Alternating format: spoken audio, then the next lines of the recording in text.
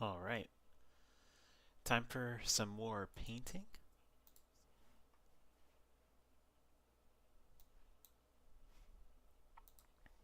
I have a few pieces here that I need to finish, and so we'll keep going with the ones that I have in progress. I would like to finish all three of these pieces. I got this owl today that I started yesterday. That shouldn't be too hard to finish. And then I got the monkey illustration. This is where we left off a couple days ago. And then I've got this parrot, and this is for a Valentine's Day card design. So I'd like to get this done today too if I can. So I think we'll start with the owl and work our way across.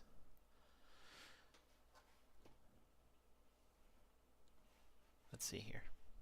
I need to get my photo reference up.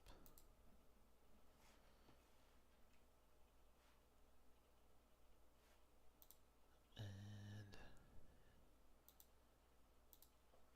let's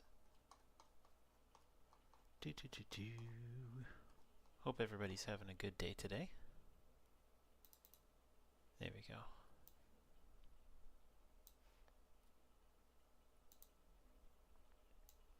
Yeah, so I'm going to be streaming for a while today, hoping to get all these pieces done.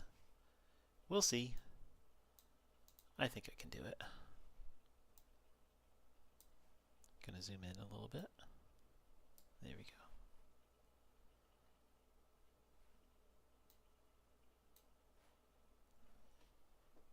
Alright.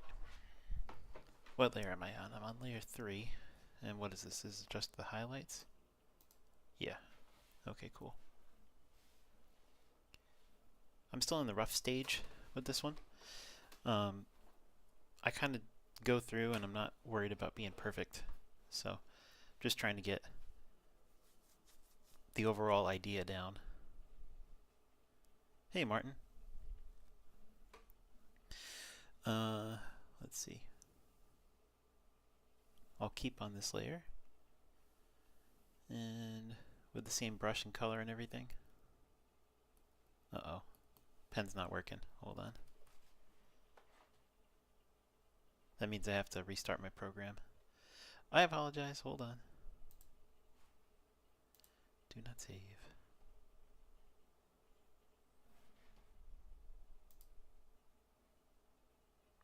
Let's try again.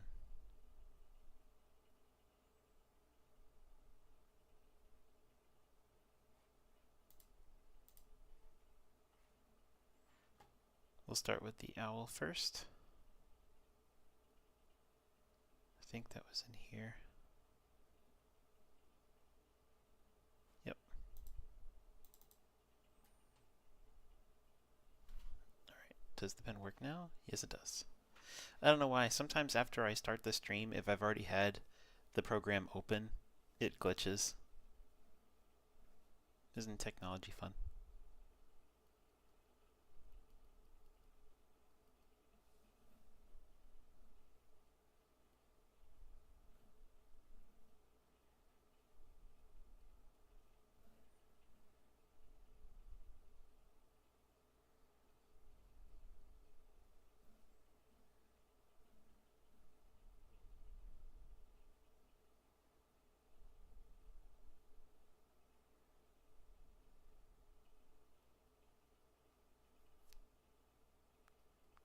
Good morning, Fun Film.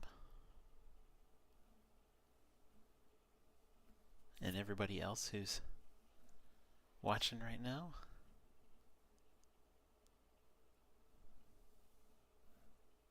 Alright. I think I'm gonna blend a little bit.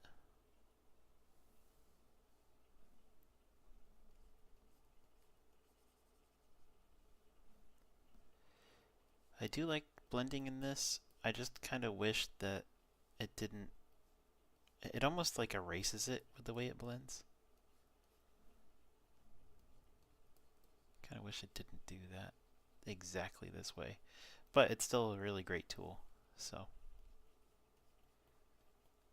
It just means that sometimes I have to come back in and paint over things that I've blended a couple times.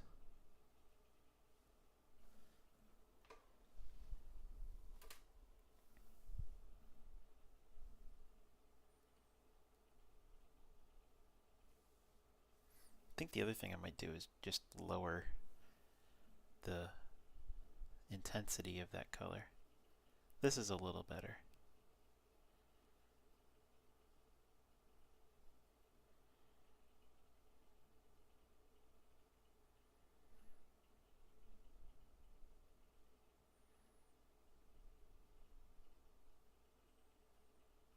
And I'm painting over the top of my sketch layer because eventually we won't be able to see those sketch lines. I already have them muted a bit. I've lowered down their opacity. There's Benji. How's it going?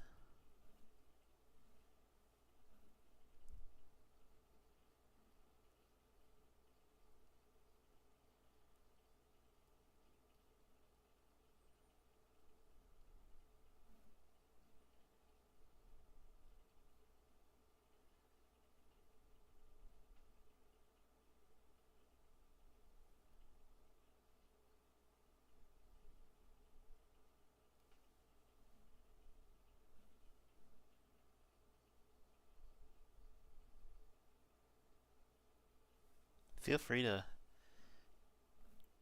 talk in the chat. Totally fine. Makes it more interesting if I have things to look at while I'm painting. It also keeps me a little more vocally active, so you're not just watching the lines on the screen, but I don't know, something a little more entertaining than that.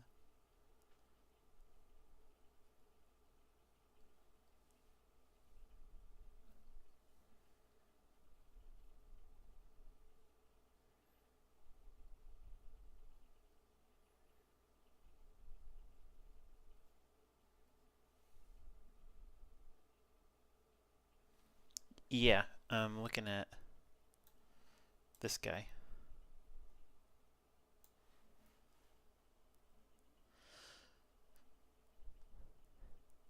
I don't just use random reference photos. The reference photos I use are either all mine or my wife's. On very rare occasions, I'll use ones that I've paid for, but I tend to like to use my own because I feel a little more free to paint them.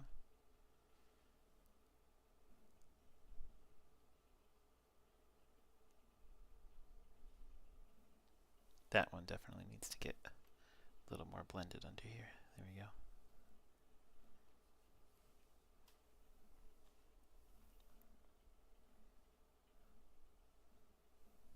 And the wings could get a little more blended too. Just a little too bright. At least some of it.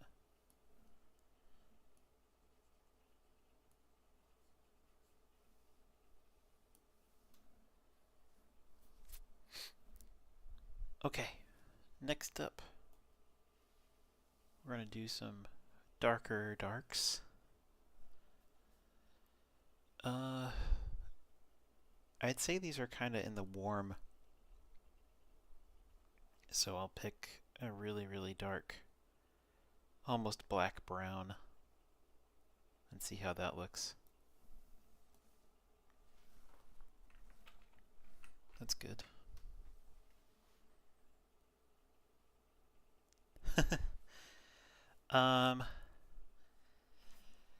So for me with photography, I think the only way to learn is to just do it. I never really thought of myself as much of a I never thought of myself much as a photographer until I started taking photos myself and actually just doing it. And I was like, hey, I think I actually take some interesting photos.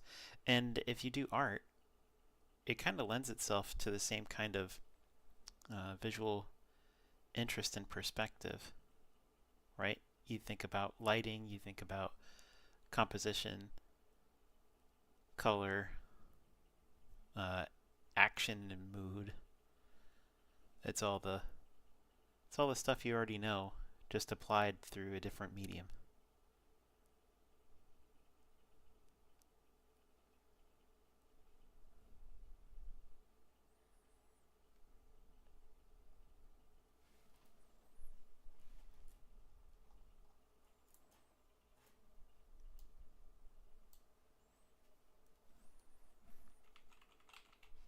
Gonna zoom in and start getting a little more fine with my details.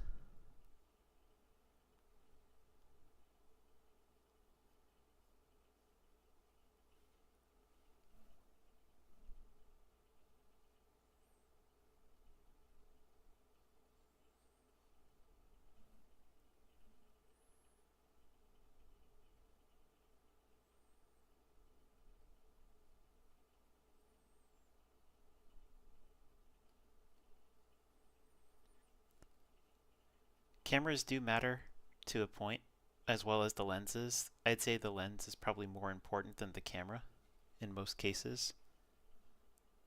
But a great photographer can use a crappy camera and still get a good photo. So your knowledge of what you're looking at and how to capture it properly plays the most important role.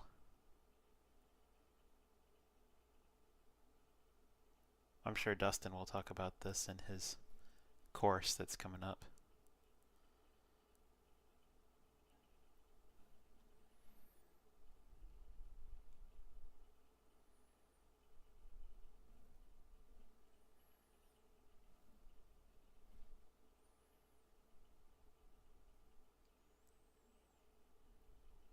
My go-to camera setup, my favorite combo at the moment is my my Sony A7R3 with the 200 to 600 lens.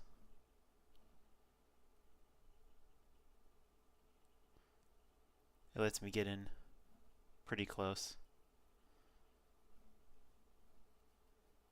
And that's how you get some really nice shots, is by being able to get close without disturbing or scaring off whatever you're looking at. At least with wildlife photography, that's what I like to do. All about the animals.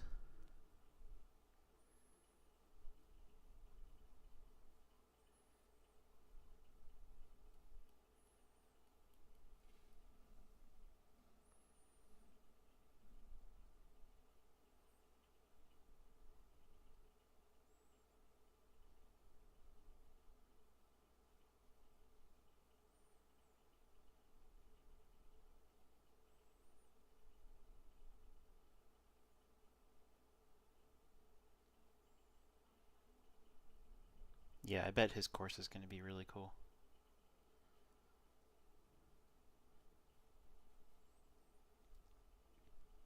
I have a bad problem when it comes to buying courses. I get all hyped up for them before they come. And then when they finally do launch, I busy myself with other things.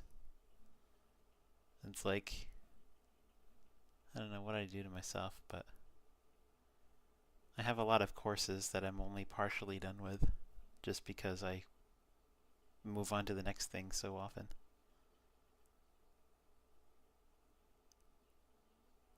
I haven't decided if that's a bad thing or a good thing.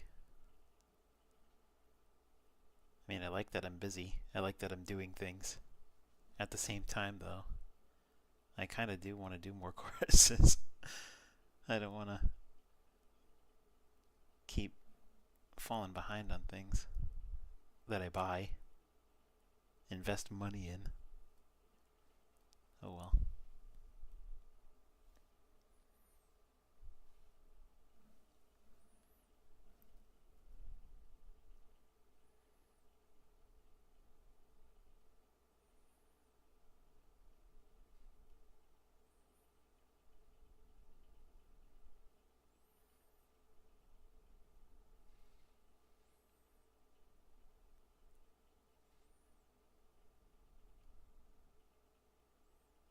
Yeah.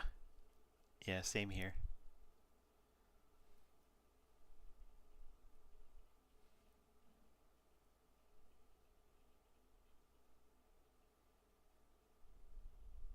Mm-hmm.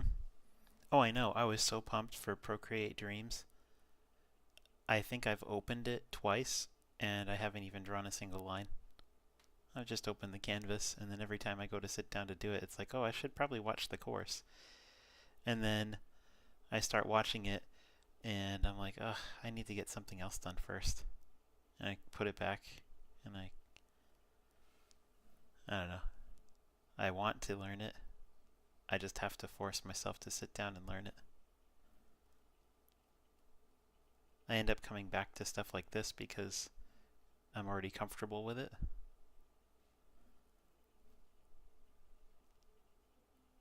I guess it's a comfort zone thing. I already do know how to animate, but everything I've animated, aside from some of the paper animation course, has all been 3D animated. Although I take it back, I did do some animation in Calipeg, but it was all for 3D. It was like test stuff.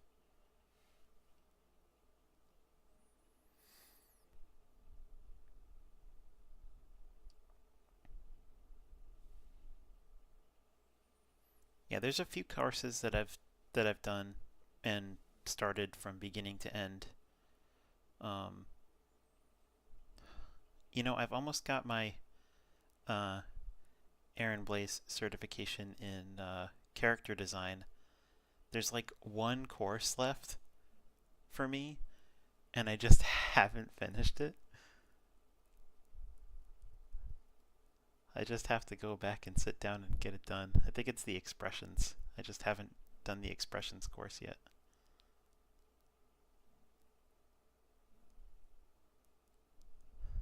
We could do that sometime. We could hop in a Discord channel sometime and uh, do a course or something.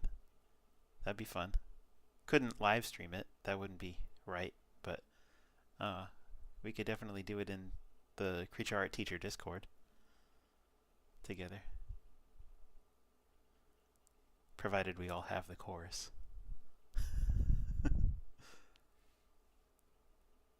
we could we could do it at the same time.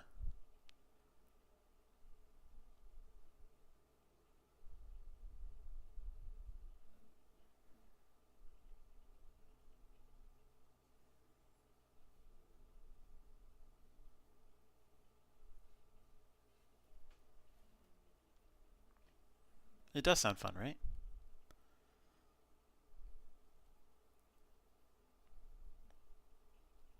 I was honestly kind of hoping that's what the Discord server would turn into, was like people doing courses or projects together. It hasn't evolved to that level yet. I think it'll get there. I think it's just hard with people in different time zones. Although, look at us right now. There's a group of us already here, many of us from Creature Art Teacher, and we're all watching me paint. So I guess it is possible.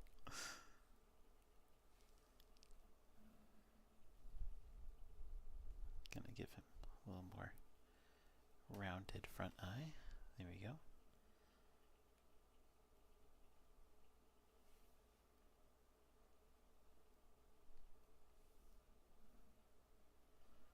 And then he's got a little bit of a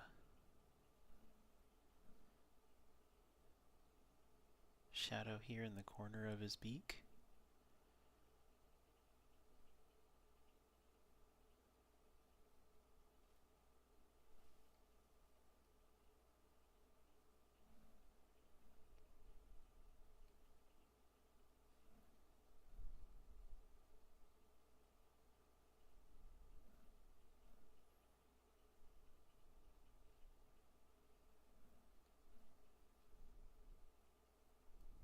I'm going to be working for a artist at the Festival of the Arts at Epcot starting tomorrow.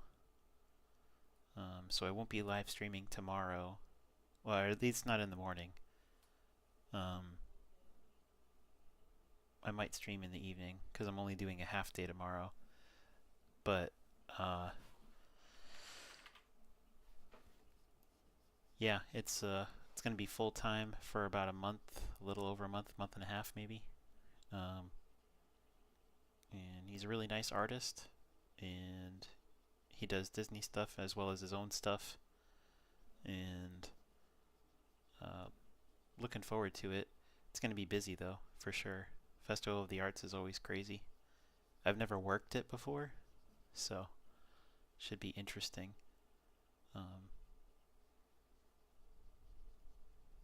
but I have evening shifts while I work there, except for the first day, which is tomorrow, which is kind of just prep because the festival starts on Friday. So we have to talk about exactly what we're doing and where we're going to be posted and how things work. Thanks. Yeah, after that's over, I don't really know what's next for me. Probably going to start looking for some other kind of work. I would prefer to work from home, um, but I might have to settle for something else. I used to be a teacher. I don't exactly want to do that anymore, but maybe something adjacent, like curriculum based, or I don't know. But either way, as that festival starts winding down, I'll probably start looking for other work.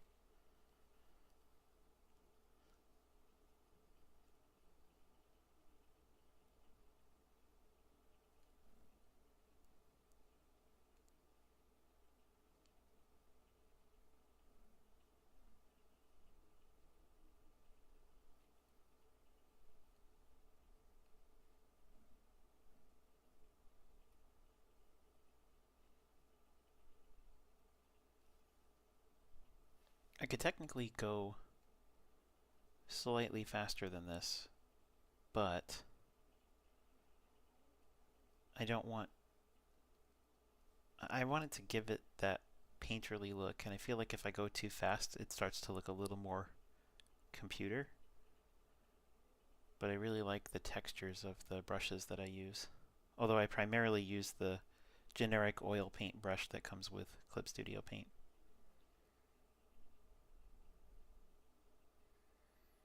I should be getting my Apple iPad to PC adapter, and so I should be able to stream my iPad Procreate stuff in the future, which would be really cool.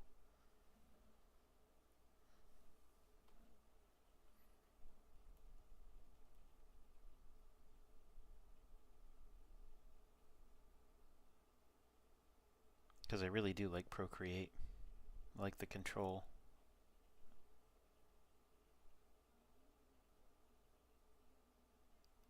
But for now, Clip Studio Paint and my drawing monitor are just fine.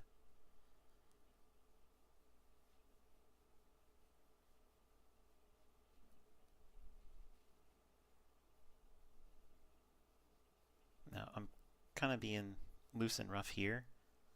This is going to get blended because the details in this kind of textured feathery hair here is not very prominent like I'm drawing it. It's pretty subtle, but I want to get the overall direction and color down first before I blend.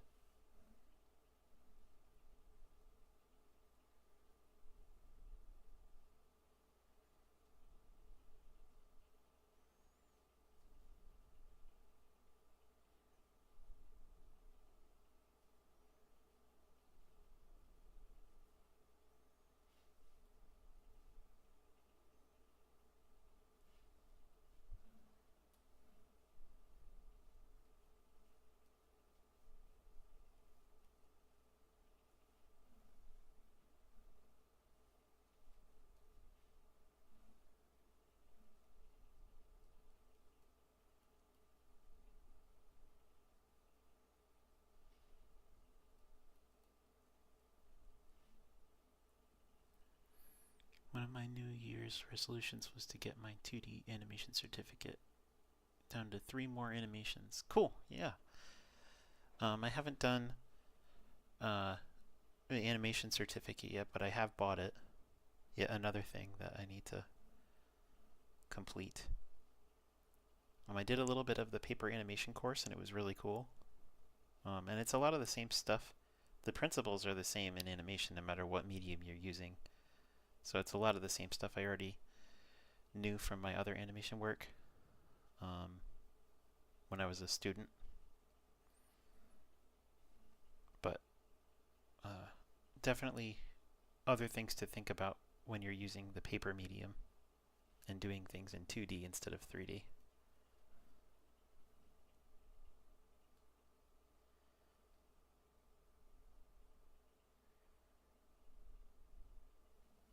Blending time.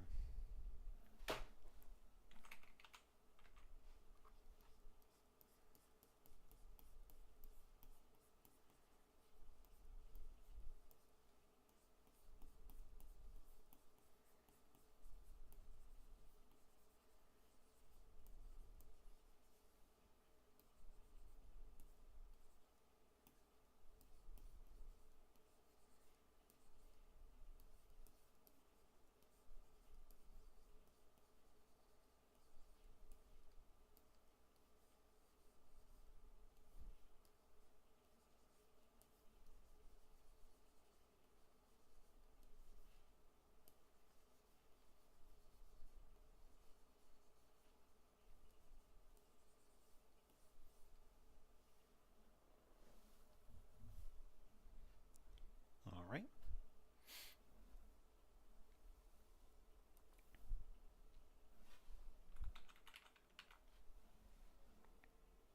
Got a little bit of shadow up over here.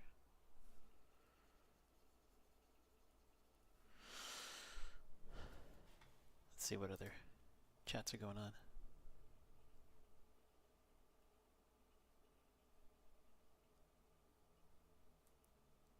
Hello, Facebook. Got a few people on there. I haven't looked at YouTube yet. Nobody there.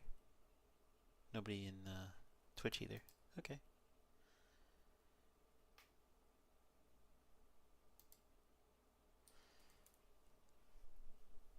Cool. Thanks for hopping in.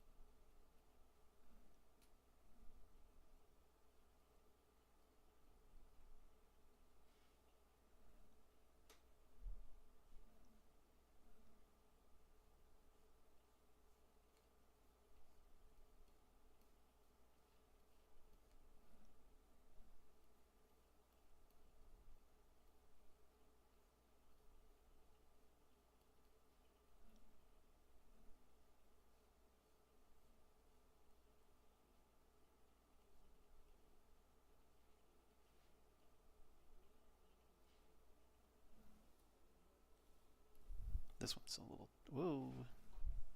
That eraser is huge. There we go.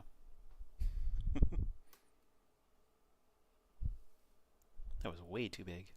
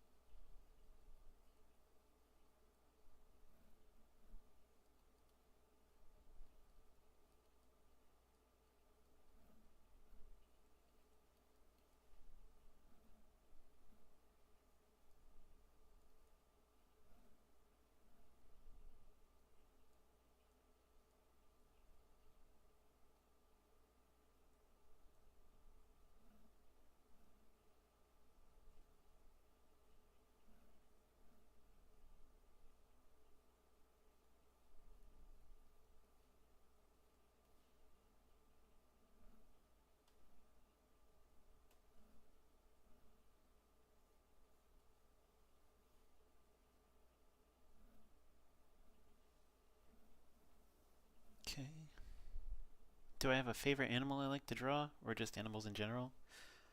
Uh, Gorillas. I love to draw gorillas.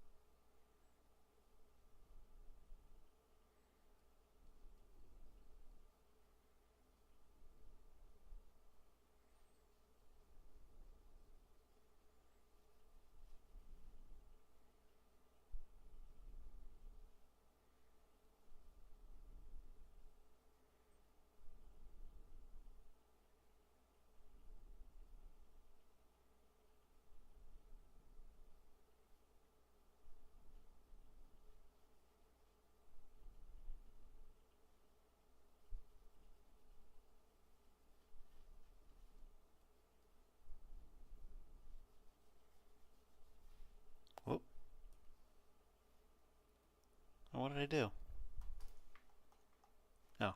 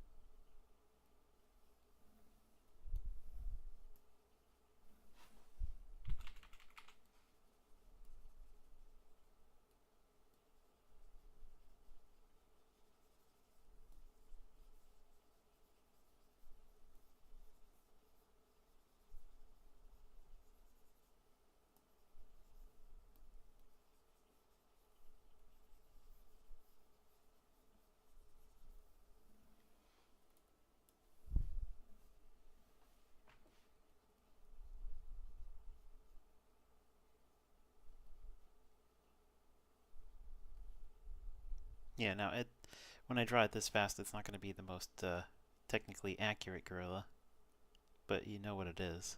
So,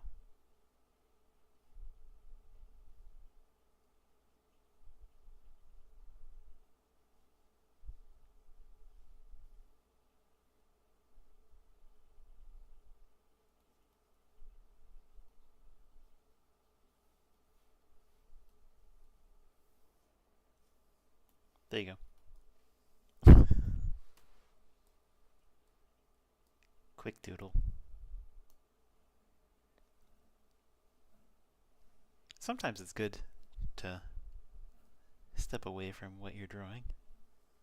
Other times it's just a bad excuse to not focus on what you're doing.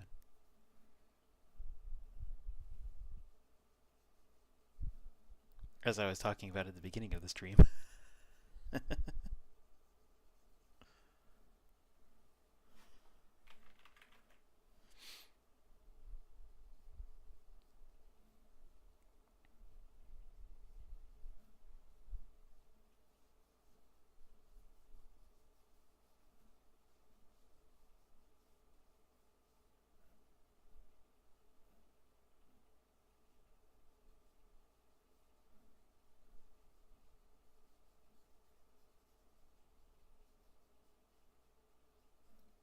Tarzan's a good one. I remember when that came out. I think it was 10? Came out in 99, right?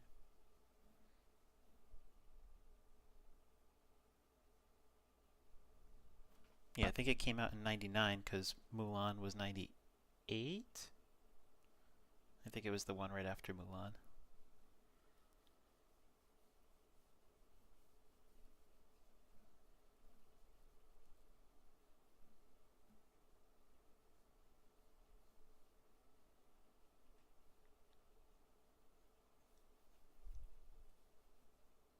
Haha! Few can beat me in Disney trivia.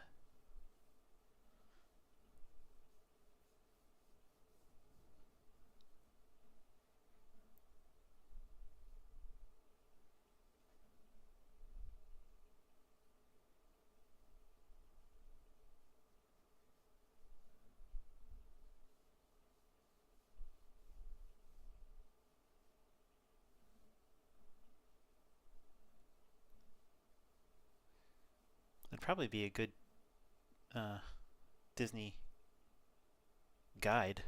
You know how you can hire guides at the parks? I'd probably be good at that because I know a lot of useless knowledge about things. Did you know that that was built then? Did you know that they didn't intend this design? Did you know that there's a hidden Mickey right there?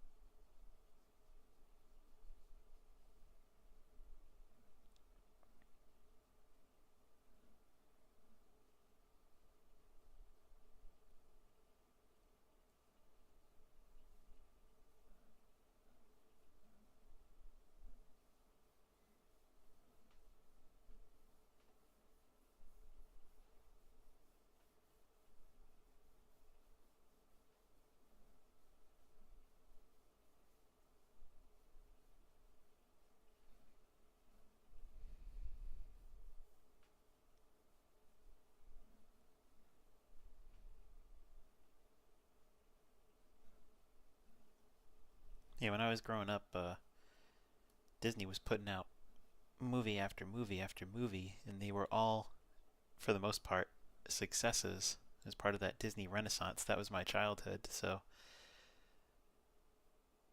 I base a lot of my time perception based on when certain Disney movies were released. The first one I remember seeing in theaters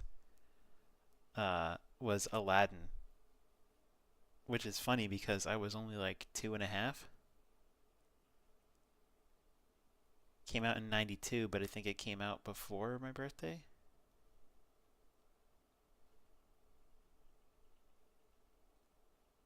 Might have been 3. I can't remember.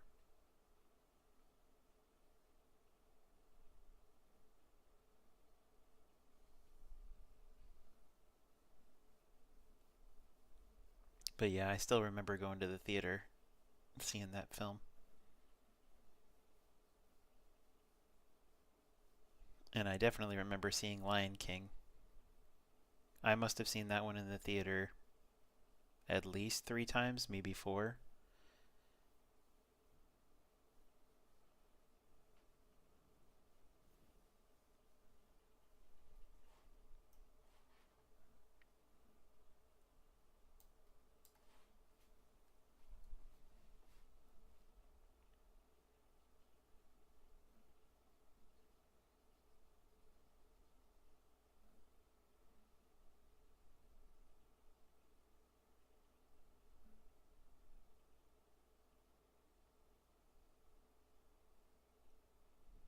The one I rented the most was Mulan.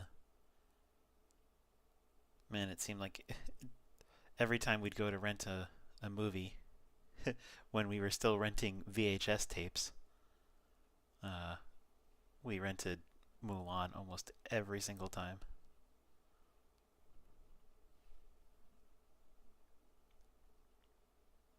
And I owned the Aladdin VHS,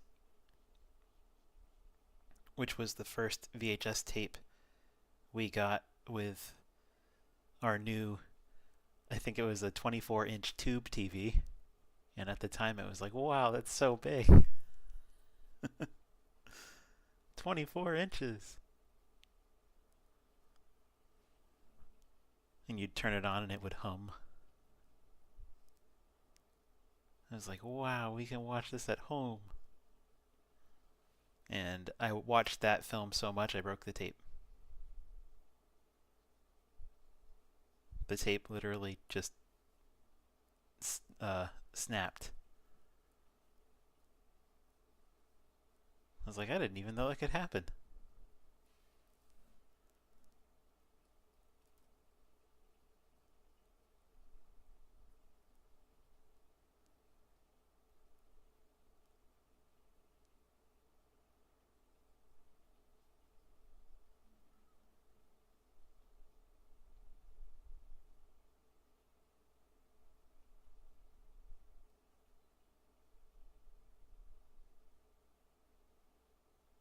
Tangled. You know, that's one of those films where I like aspects of it, and I like the overall story, but sometimes the acting rubs me in the wrong way, or the singing. I think it's just a little too much for some things. Like there's certain scenes where Flynn Rider just drives me crazy, and there's almost no single scene where Mother Gothel just doesn't drive me up a wall. I don't like the overly Broadway uh, singing, but that's just a personal preference. I'm not saying she did a bad job. It's just not my cup of tea.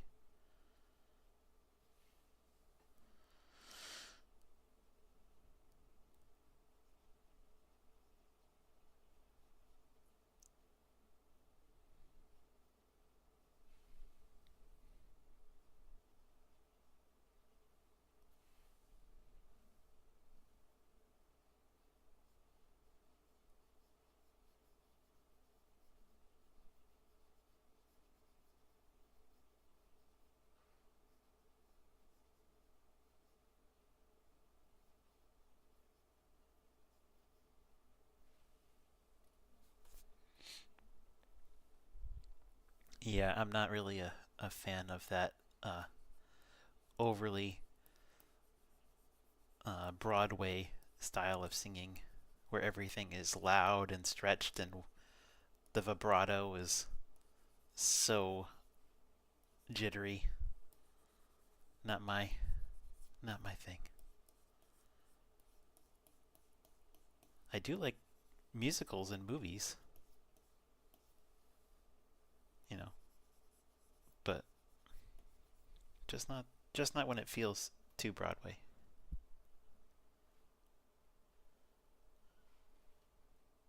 All right, I think I'm gonna move one of my tabs over so I can see more people talking if people do talk. Okay, we're good. Lion King 2? Yeah. Sad to admit it. I've seen it.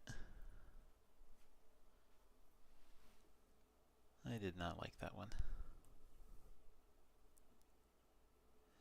I didn't like a lot of the straight to home videos that they did in the 90s. Um, I'm trying to think if there's any that I did like. I guess the Aladdin ones. Return of Jafar was not great, but the story had potential. Um, I liked The King of Thieves better than Return of Jafar.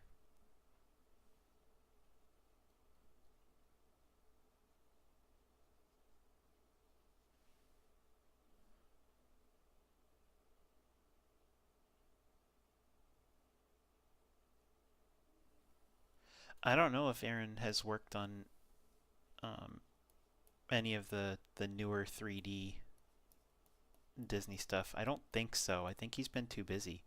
I know that he had mentioned he would love to have worked on it, but I don't think he's actually worked on it. But you'd have to ask him. Doing stuff for those productions, um, I mean, they might make exceptions to work with certain people, but generally they want you in-house. They want you in California working on those things because it's so, secretive with non-disclosure agreements and kind of stuff like that. They don't usually allow for work at home. That was different when the pandemic first started. I knew animators at Pixar who got to work from home during that time. Um, but it was like the second they were allowed to come back in the office, they yanked the work from home.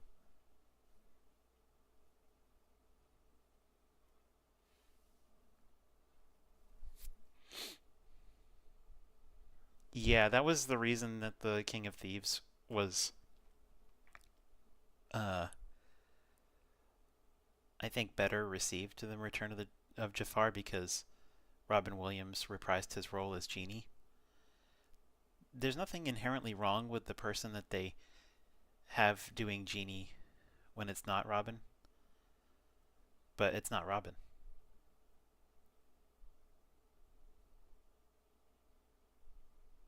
I think he's probably the most missed celebrity these days in terms of, the impact that they have on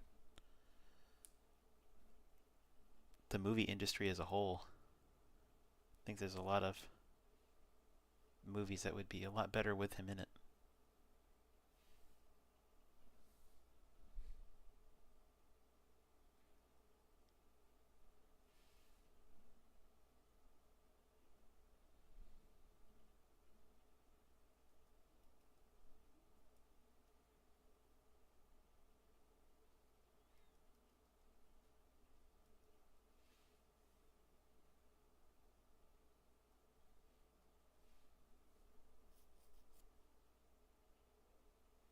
Oh, absolutely. Yeah, I would have loved to meet him too. You know, one of the things I've heard about him, um, because he had such a heart for people, um, he made it mandatory that any movie he worked on, he made it part of his contract, at least from what I've heard, that they had to hire at least 10 homeless people for bit parts in any film that he worked on. I do believe that's true, and if it is, that's awesome. How many people do that?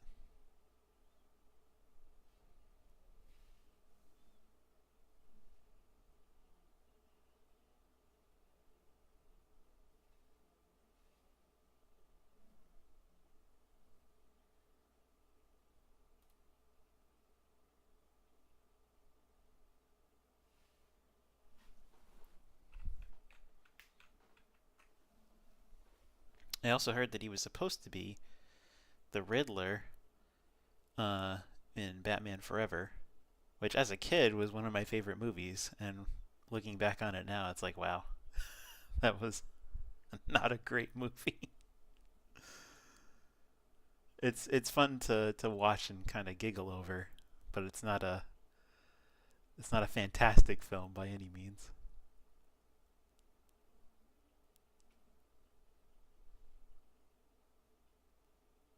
That one came out in '97 or '96. I think it was '97, and I loved that film so much. That's another one that I would rent constantly, and I had the here's a throwback for you. I had the Sega Saturn video game for Batman Forever. My brother and I would play that.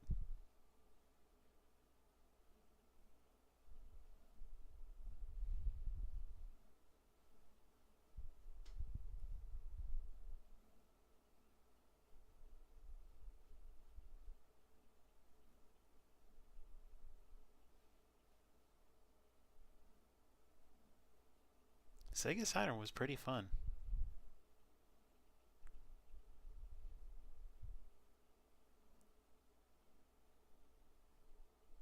It definitely lost to PlayStation 1, and then the Dreamcast lost to N64 and GameCube when that came out.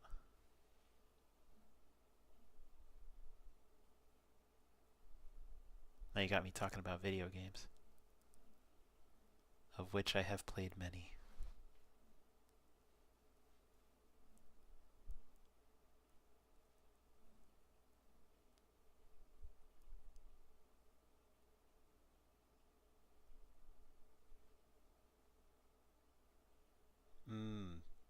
I did play a little Sly Cooper.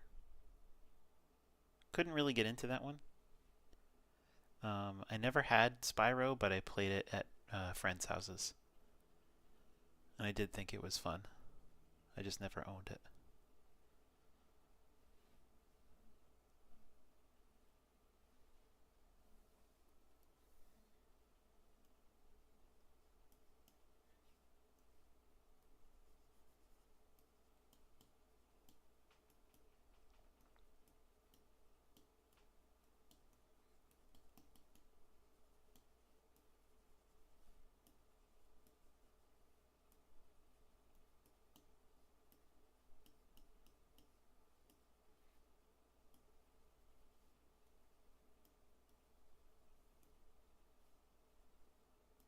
Oh, Pokemon. Don't even get me started on Pokemon, man.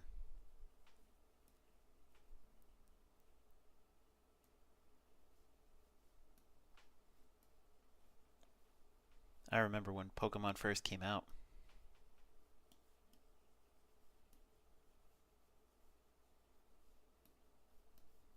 That was my jam. I got sucked right into that. Everything was Pokemon for the longest time.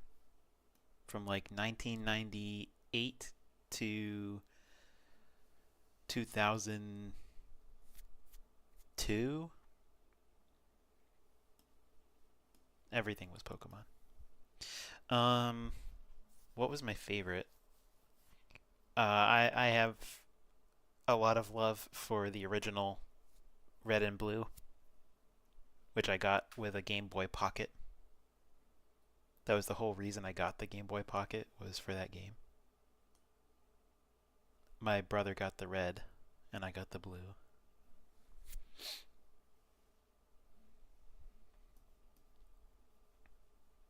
I can't even tell you how many times I played through that game.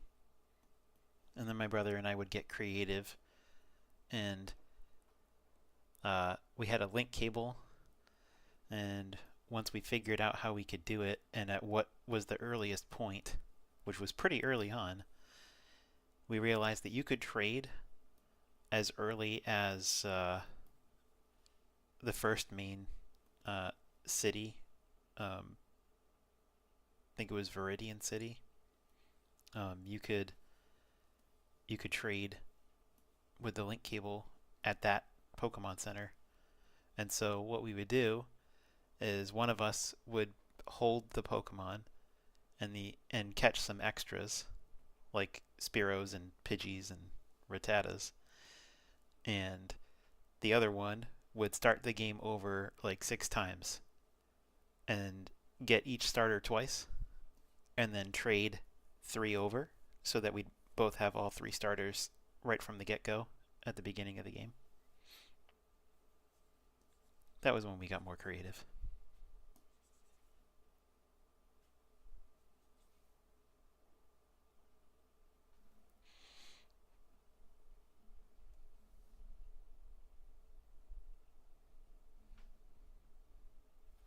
I'm just going to check a text really quick.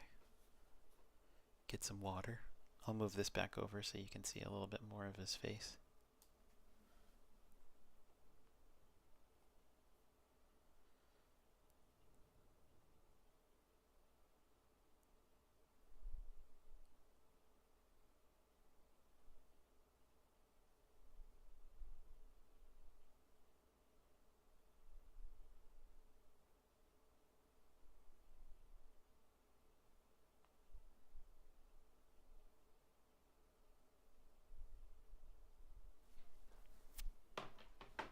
Alright, back to the drawing.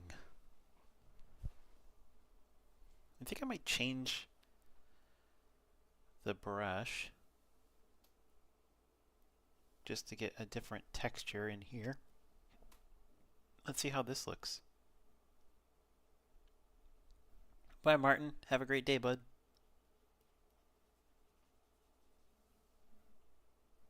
Ooh.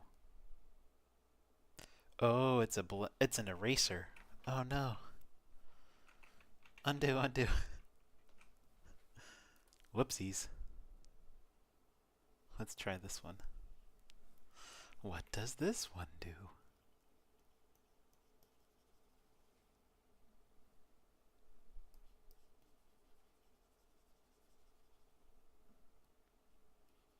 That's not bad. Actually, this is probably really good for shading. What a lovely brush I've discovered.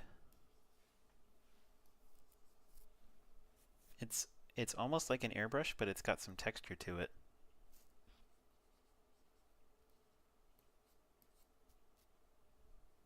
Ooh.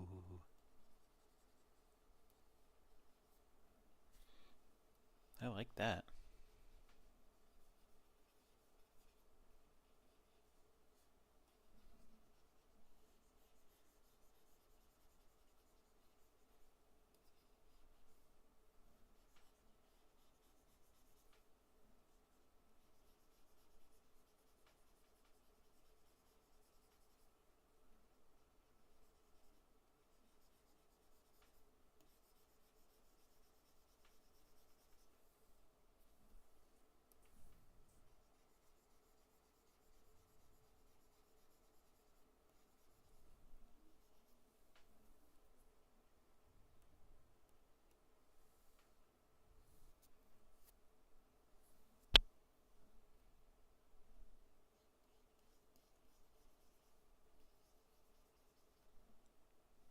Yeah, this is nice. I almost prefer this to blending just because it kind of does that at the same time that it shades. Gotta be careful not to overuse it though. I can tell that it's gonna ruin some edges.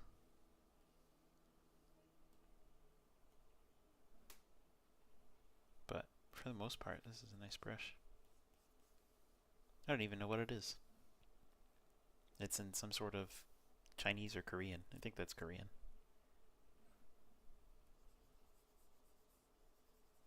Oh, but yeah, look at that. Blending that right in.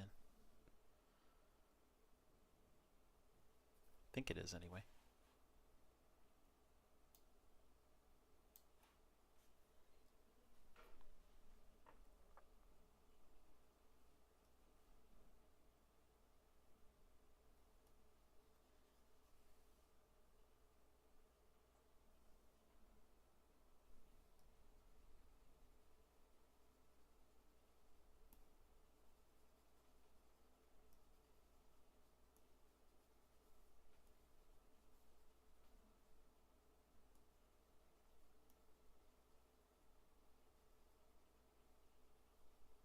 Little by little.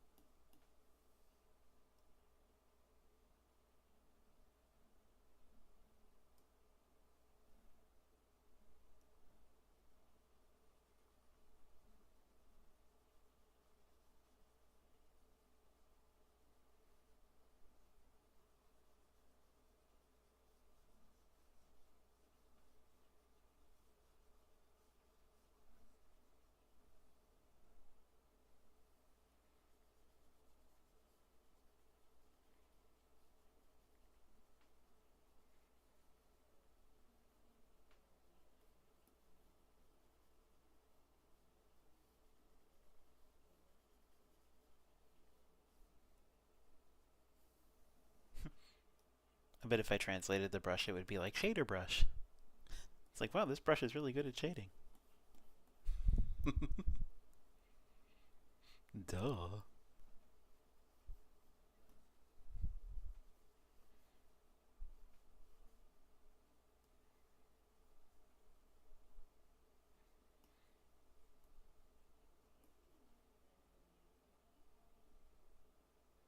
Ooh, -12 Celsius. That's awful.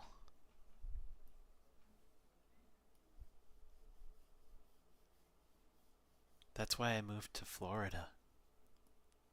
I hated the cold.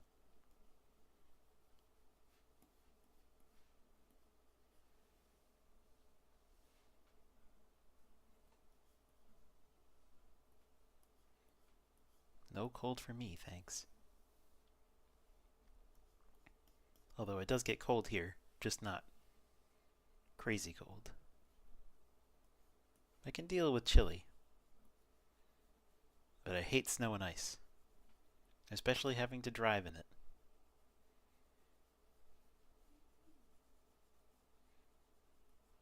Although I don't really drive anymore.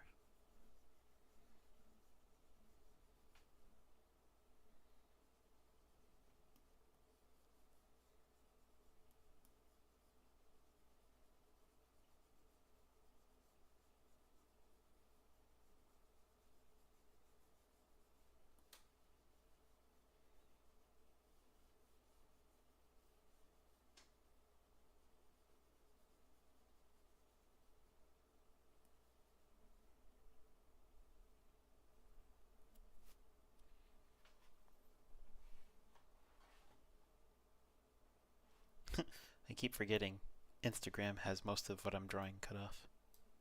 I have to zoom out so you can see it. Actually, this is a good time to zoom out and see what it's looking like so far.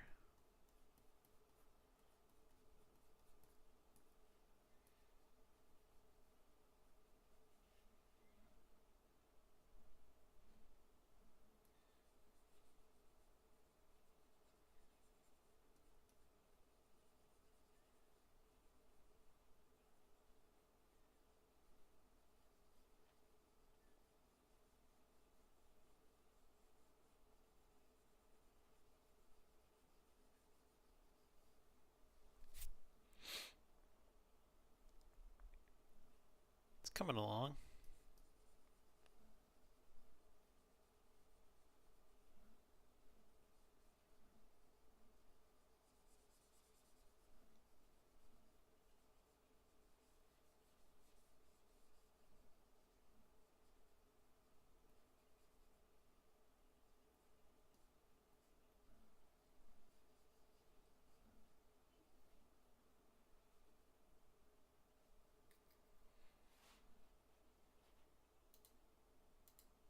Saving it.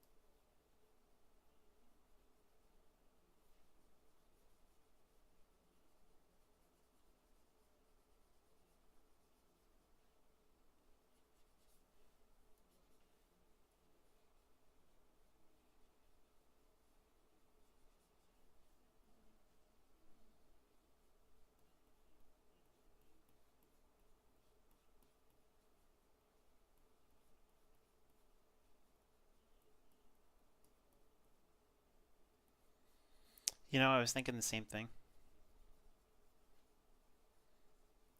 I have a watercolor painting that I need to finish. It's a big one.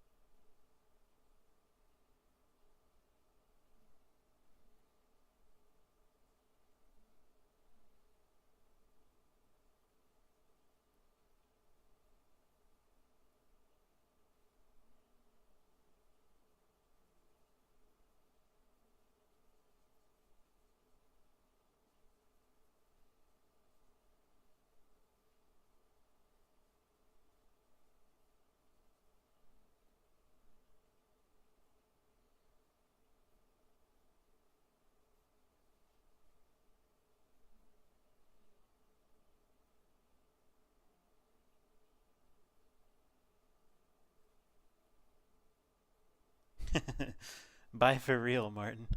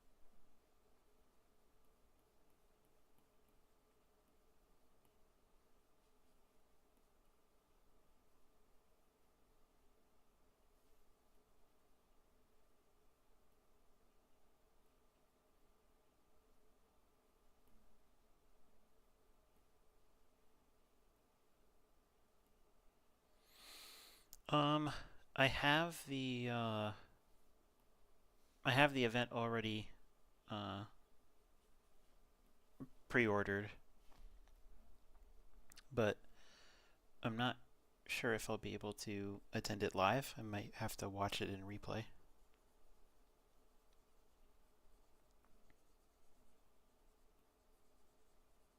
It's too far in advance for me to know.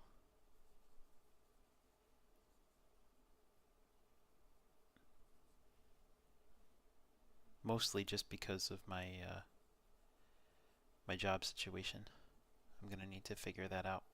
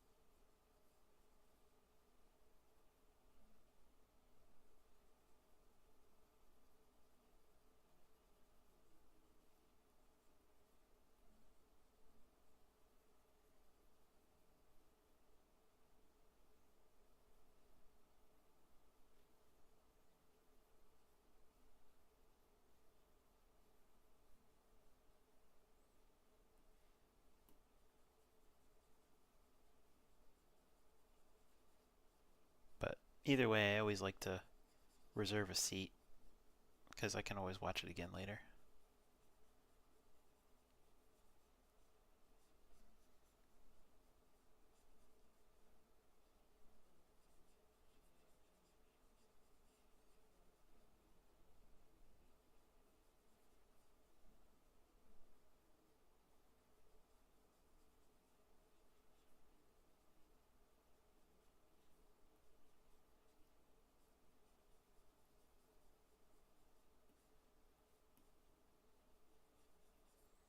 Yeah, I did that for the last watercolor workshop he did.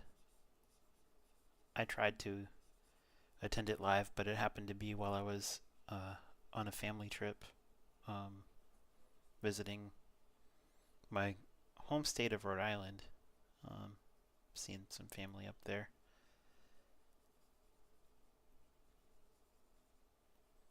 So I had my seat reserved and I tried to watch some of it, but ended up missing most of it. But now I can rewatch it anytime I want.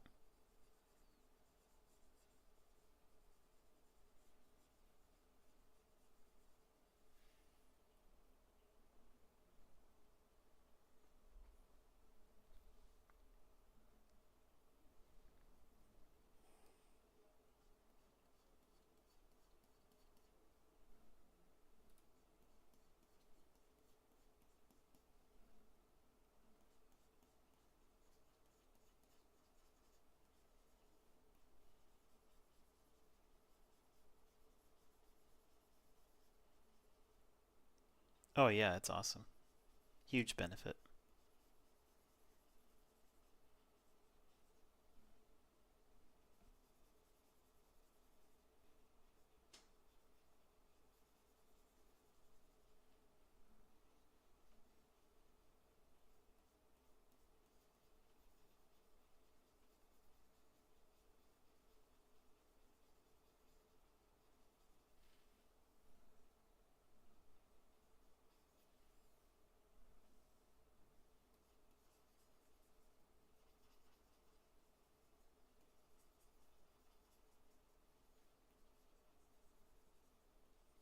Are you working on anything today, or are you just watching?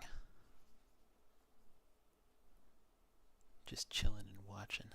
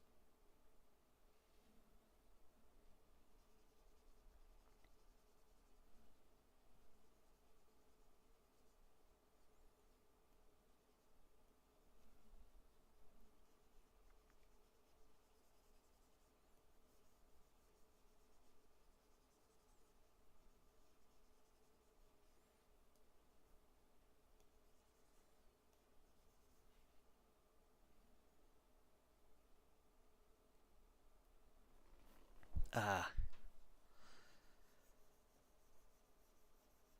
I should probably do the same thing, actually, now that you mention it.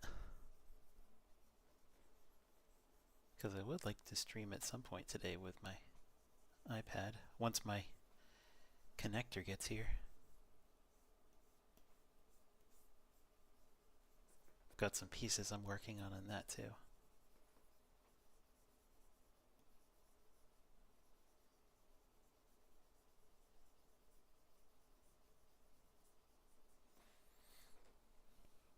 One of the main reasons I like to use my own photo reference when I'm painting is because, you know, I don't feel like I'm stepping on anybody's toes if I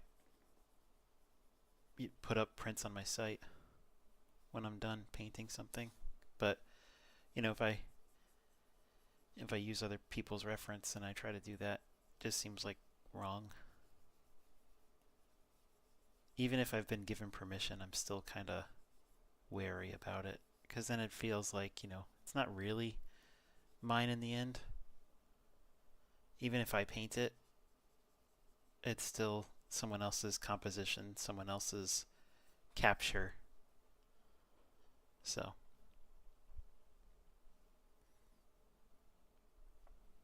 I think I actually need to raise the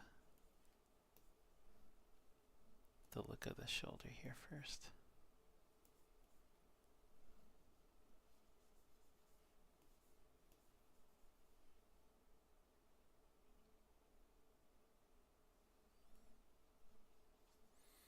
Oh yeah, I love taking reference photo. It's really cool. I've got some photos that I've sent off to a contest. I don't remember when the winners will be announced. I think it's sometime in March. And then I did that painting the other day with the ornament. That one's in a contest, so that one, they said they're deciding the winners on that early February, so I won't have to wait long to hear from that one. But I have tons of photos.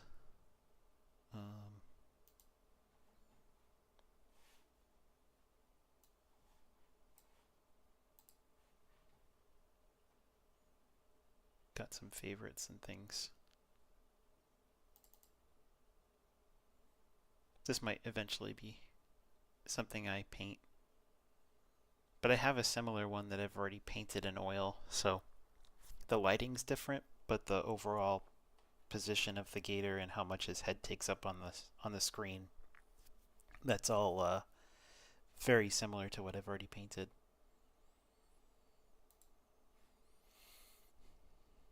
But I got some cool ones, turtles and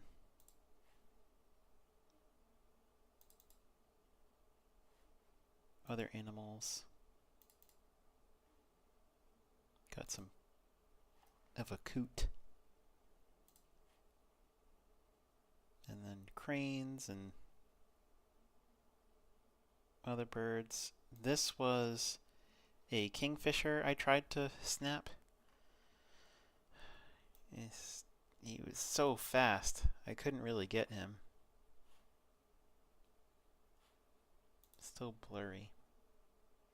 And then these guys just moved into my neighborhood. These hooded mergansers.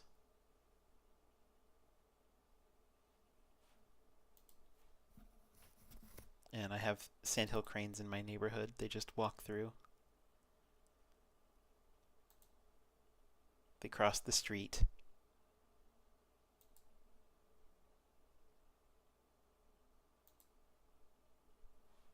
They're a lot of fun. I sell this one on my shop as a print.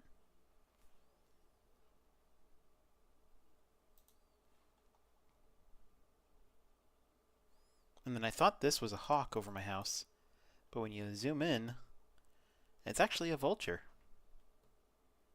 So half the things I think in the sky are hawks are actually vultures. Got some cool morning light photos last week. Sunbeams coming through the trees there. It's really nice. Then some Animal Kingdom reference.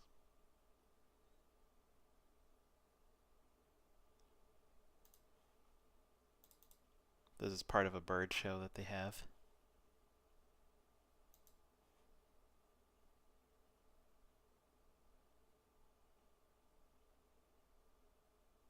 And I'd like to paint this eventually, because it looks like the hippo and the crane and the ducks are all kind of gathering together. So I think this is a nice painting idea.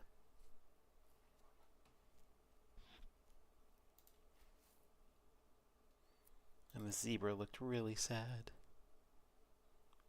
Poor zebra.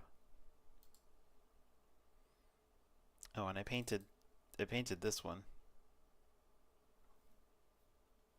This is what my desktop looks like when you get rid of all the stuff in the way. There we go.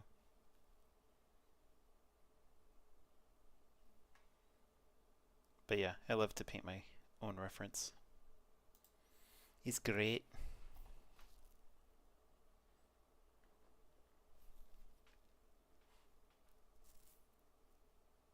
Painted that gorilla on my iPad.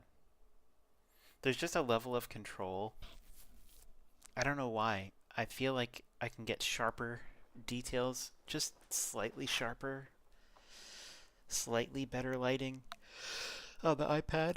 I don't know if it's the color settings or I don't know. My monitor is new last year, so I mean I really like it. It allows me to do really great things, but yeah, I don't know. Where was I? I was painting. Ha ha ha.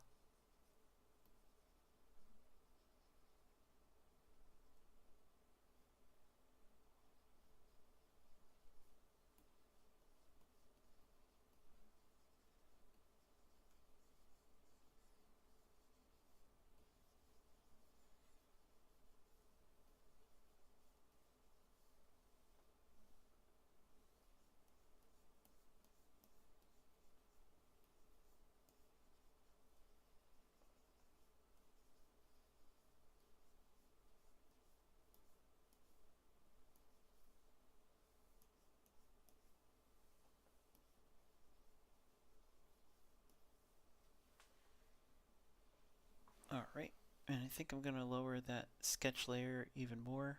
Ooh, you know what? I don't even need it. I'm finally at the point where that sketch layer is no longer necessary. Look at that. Much better. And now I can get a better idea of what this brush is actually doing. Is there anyone that has inspired you to do art apart from Aaron? Ow! Ooh, I just hit my hand. Yes. Ow. Why did I do that? Oh, um, yes. My dad was an artist when he was alive, and uh, he never did anything like super professional. Um, but I learned a lot from him. And Aaron, when I discovered his YouTube channel, um, my dad was greatly losing his eyesight and um, wasn't able to see my work as well. And then he eventually did go completely blind before he passed.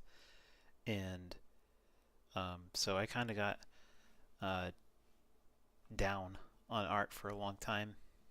Um, but I discovered Aaron's YouTube channel, and back when he was just doing the YouTube channel and hadn't really gotten his creature art teacher really rolling yet. He had some courses, but it wasn't a whole lot.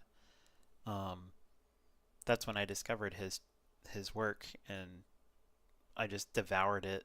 And he got me inspired to start drawing again. And he became kind of like an art dad by extension.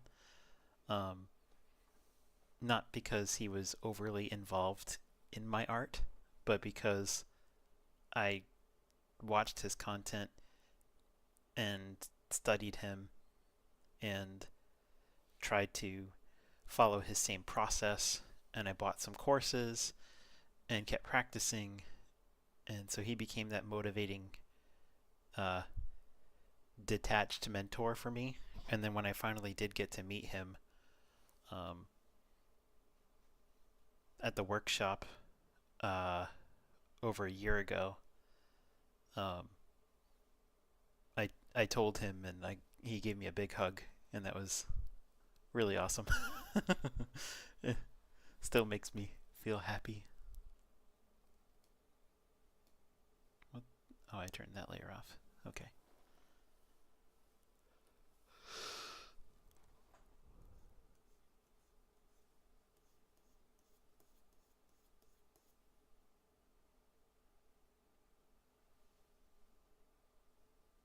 Yeah, me too. Me too. Because I had taken art courses in college, and the teachers, it just wasn't like maybe for some people it was helpful, but for me, I found that their approach was very controlling, and they would like draw on my work, and uh, they'd give us abstract art assignments. What is wrong here? What is go? Oh no, I have it on the right thing. Something. Okay, it's working there. Oh, all right. Just wasn't pressing hard enough, I guess. Um. Anyway, the art courses were, I'll just call them weird. I had maybe one good teacher, because I was thinking about going as an art major, because that's what I really like to do. But they kind of made me not want to pursue it. And that was after I had already had a bad experience in high school. I did a program uh, where I spent half a day focused on graphic arts. It was a VOTEC vocational program. And, half a day every day, I'd go to a different school campus in the area by bus. And I'd do digital artwork there. But the teacher was very detached and basically had us grade each other um, and critique each other. And I was like, I mean, I don't know, I don't know about you, but trusting my grade to a bunch of inexperienced high schoolers, um, not exactly the most motivational experience. Um, Especially when it seemed like anything anime got an A, and anything different got less than that. So that was disheartening. So I figured, college will be different. College will be more structured, more educational, and then it ended up all being weird.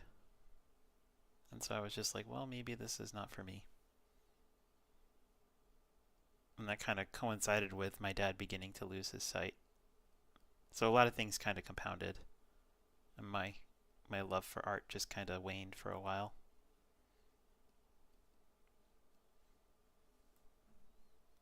And the people I knew who knew I drew didn't really want me to stop. They kept trying to encourage me. But having those experiences was really just too much. And it really took discovering Aaron's channel to get me back into it again.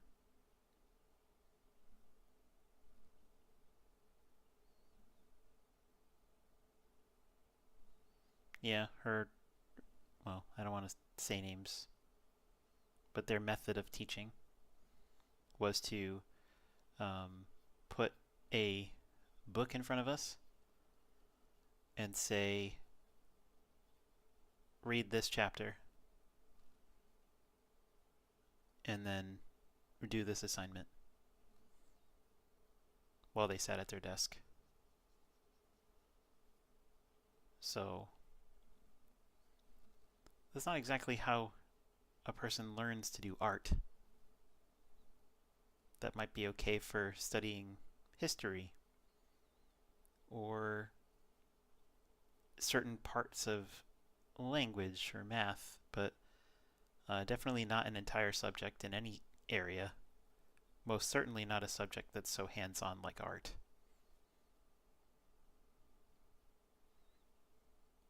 I had really great teachers in art when I was in elementary and middle school. They were very supportive and encouraging and allowed us a lot of freedom in what we designed and challenged us, and so that was great. But not so much in the VOTEC program in particular in high school. I did take art classes in high school, but when half of my day every day was this other not so great experience. The people I met and had classes with were great friends. But that still doesn't mean I'd want to have them grading me.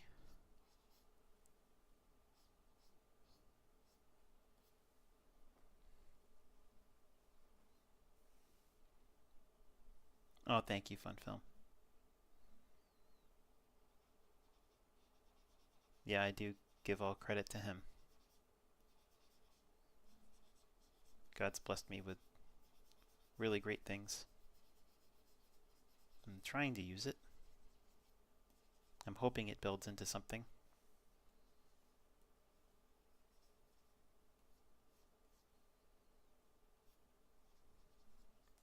I'm thinking about going through Dave Clayton's course and trying to build up my Creative Cloud portfolio, and maybe pursuing something with that.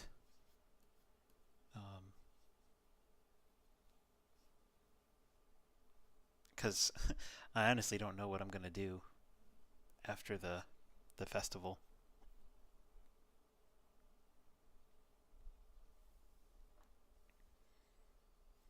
The other thing I do is write. I need to get back into my writing.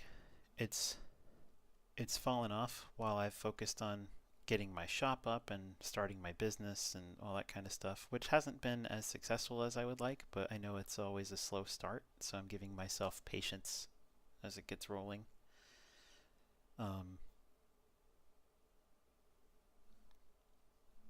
But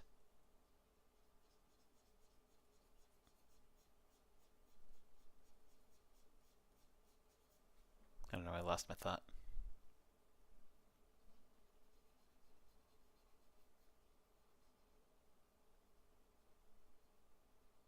Oh, writing. Um, yeah, I'm working on a fantasy novel. I'm about two-thirds to three-quarters of the way done with it, and I really just need to sit down and finish it. And I just haven't yet. The the shop took all my time.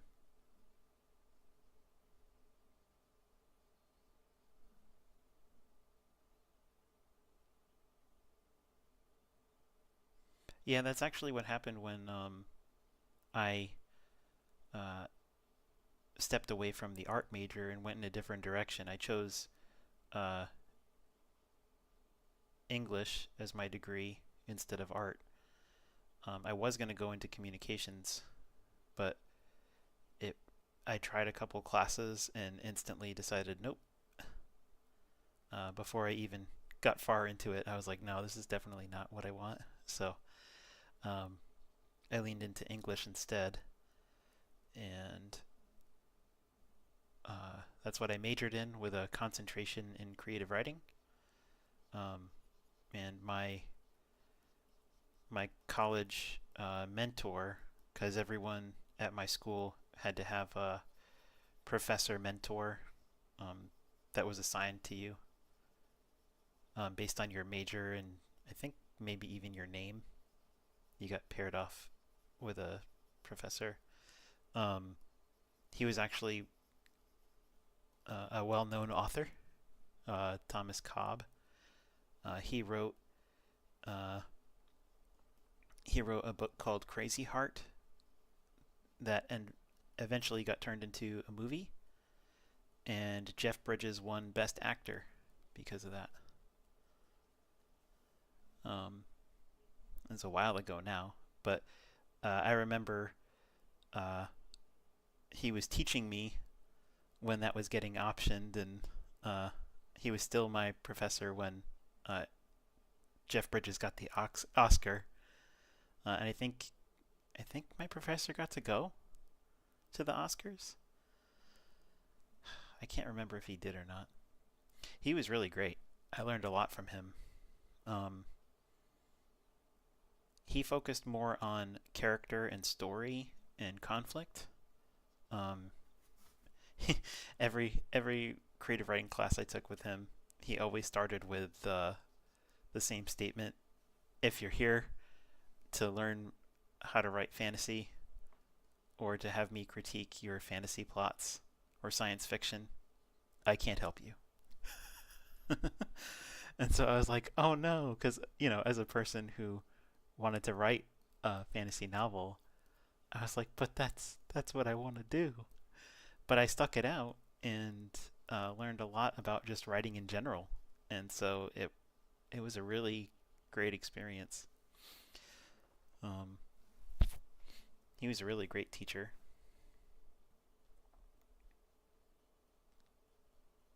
We did a lot of short stories. We had to come up with a portfolio of work um, by the time we finished the course. We had to have 40 pages of work, and it could be one story or several stories. It was all up to us. But every week, or maybe not every week, but I think we had to present our things at least, our materials at least four times throughout the term. Um, and so we were on a rotation because there was obviously not enough time to have everyone read all of their work every week. And so um, that was fun because we got to critique each other.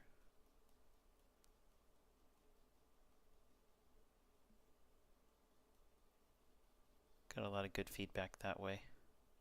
And it was kind of a free area to experiment too.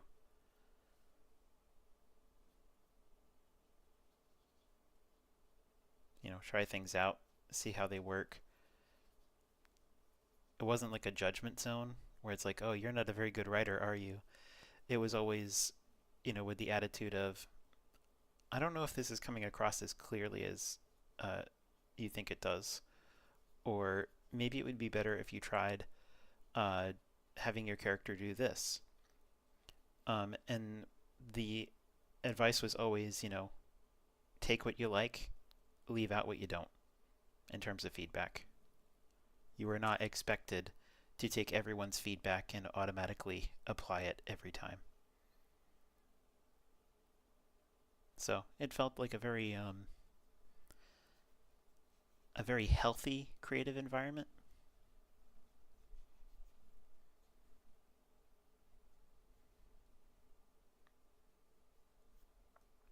And after I graduated, I got married and uh, couldn't find a job right away. I worked a little bit in retail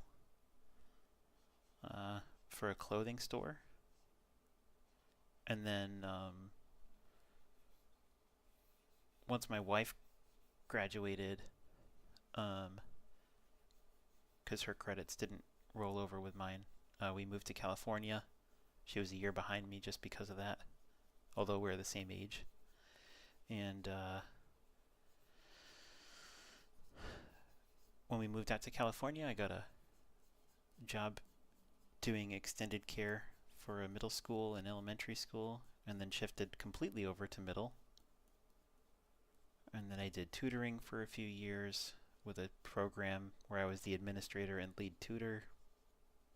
And then a teaching opportunity opened up, and I taught for 7 years. Um, I worked for that school for 11.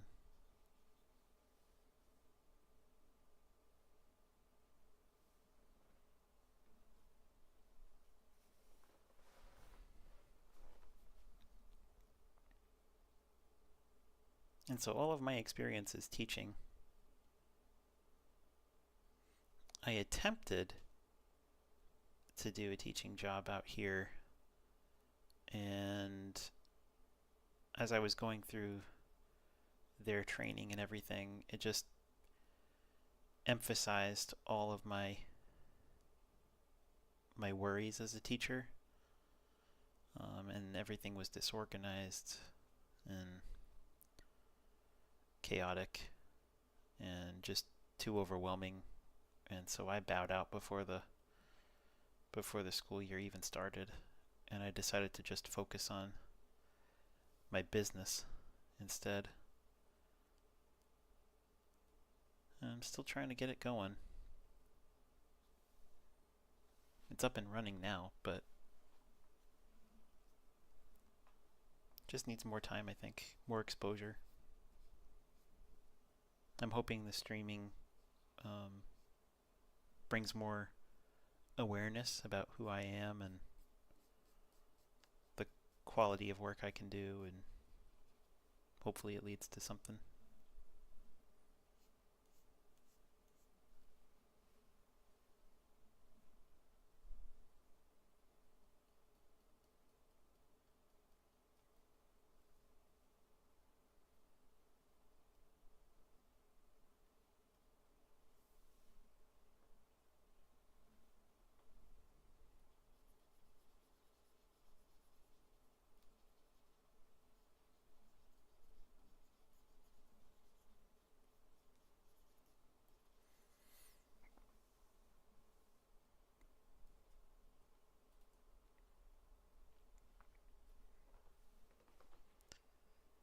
Thank you for the encouragement.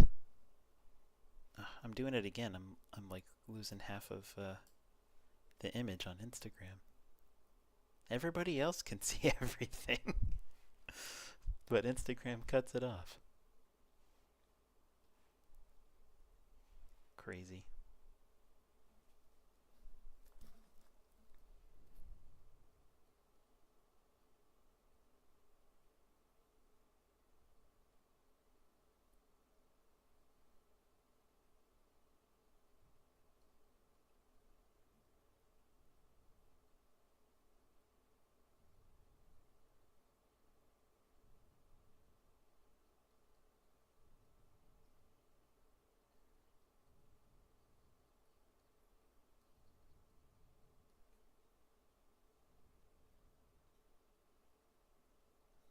Martin, you're back.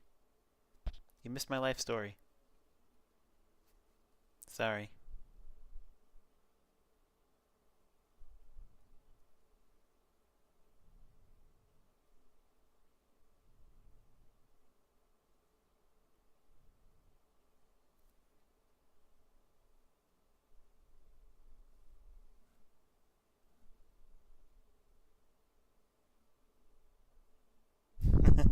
Yes, you missed everything.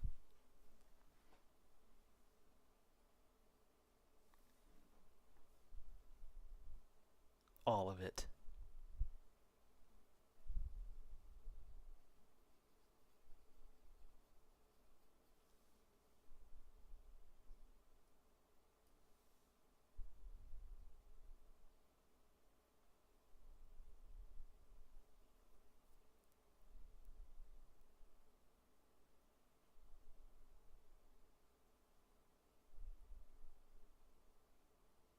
Yes, owl of it. That's a stretch.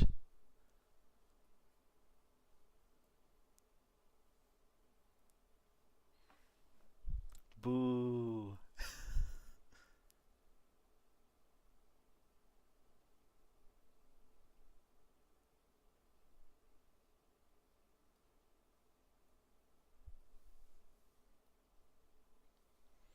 I'm gonna check the other platforms and see if anyone's chatting on there.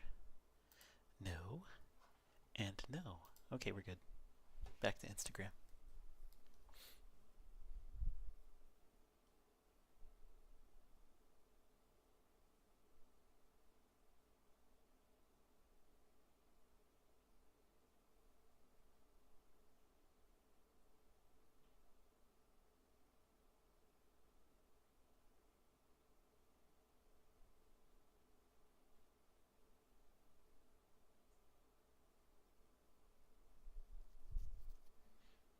Now, is that the hello there like in the Obi-Wan style?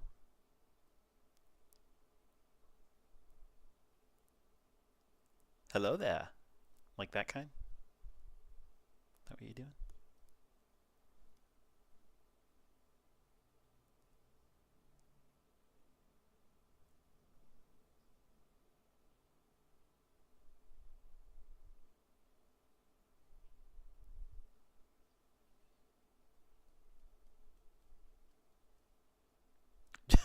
General Kenobi.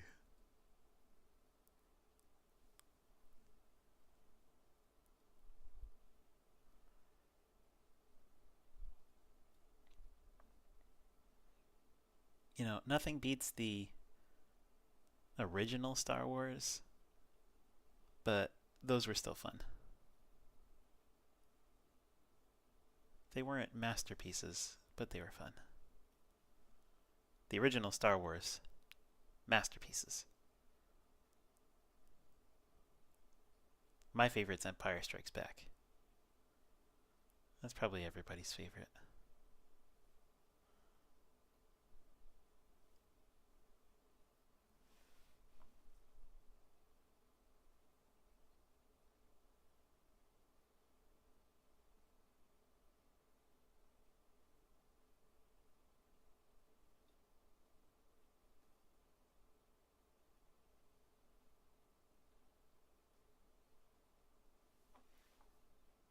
The real question is, have you seen the Gennady Tarkovsky uh, Clone Wars cartoons that they did between episodes 2 and 3 on Cartoon Network? Those are no longer canon, but they were fantastic. And that's what actually introduced General Grievous. And in the cartoon, he was scary. In the movies, he's just whatever. But he was scary in the cartoon.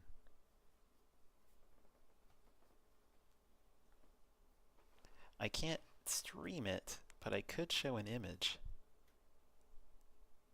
Let me see. Let me see if I can find something.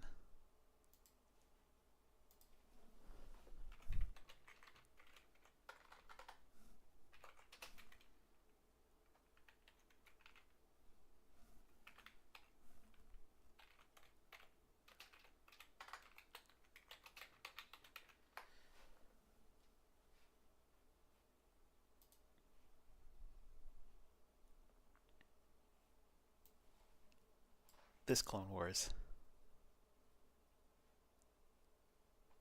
And this General Grievous. I thought that this was the Grievous we were going to get in episode 3, where he is crazy fast. He climbs and runs around like a monkey, and his wrists spin crazy fast. He does a little bit of that in the movie, but he takes out an entire group of Jedi like they're nothing. And I was like, oh dang, episode 3 is going to be nuts. And he just has a okay battle and then dies. I was like, that is not the same Grievous I saw in the cartoon at all. And then this was a really interesting character. They have her in the regular Clone Wars cartoon that they did after this. What's her name?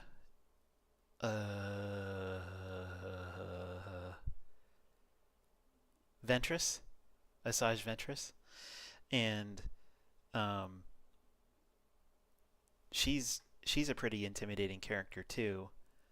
And Anakin in the Clone Wars, this version of the cartoon, he kills her, and that's his first step toward the dark side. In the movies, it's when he kills Dooku, but in the cartoon here, he kills Asajj Ventress in the battle, and it changes him.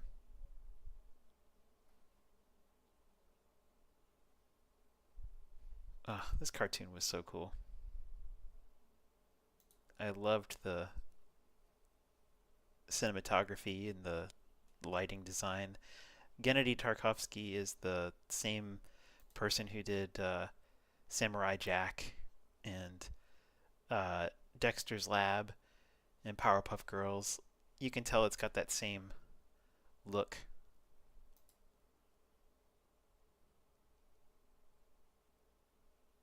Anyway.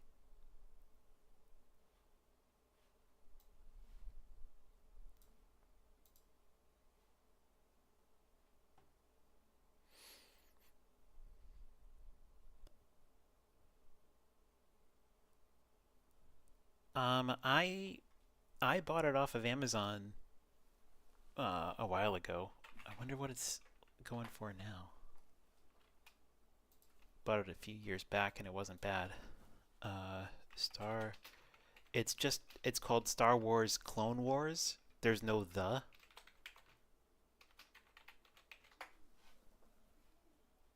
Let me see. Clone Wars DVD. You're only going to find it on DVD. You're not going to find the Blu-ray. And if it's the Clone Wars, it'll be 3D. Okay, here it is. $20 Amazon. Not bad at all. They're very short cartoons. They're like anywhere from 4 to 8 minutes.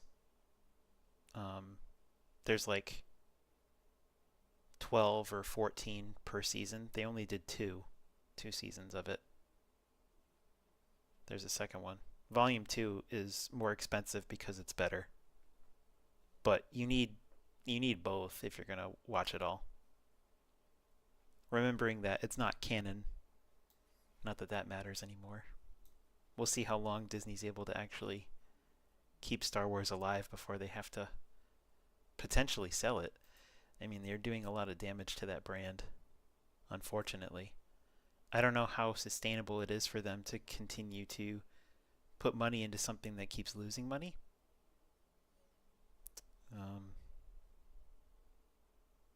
But I'm not a marketer. I don't know these things. Purely speculative. But I would not be surprised if someday they say, "Oh, we're going to sell it," and someone else is going to take over. I'm going to blend some of these outer edges here in the middle. Try to get it a little more married to the photo, or not the photo, the painting.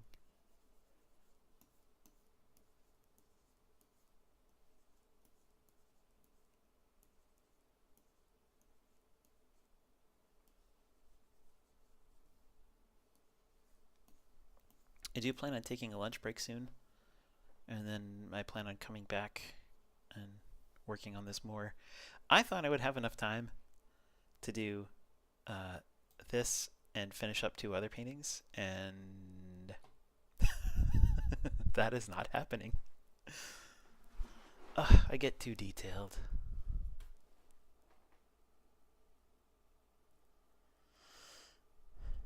Ooh, a full 2D film. I would totally be on board. But I just want it. It's hard because Star Wars itself is. I could say I want it without politics, but if you watch the original Star Wars films, politics is at the heart of everything they do, right? It's about people rising up to overcome oppression, right? An authoritarian government that continues to oppress the galaxy, so they try to rise up and overthrow it.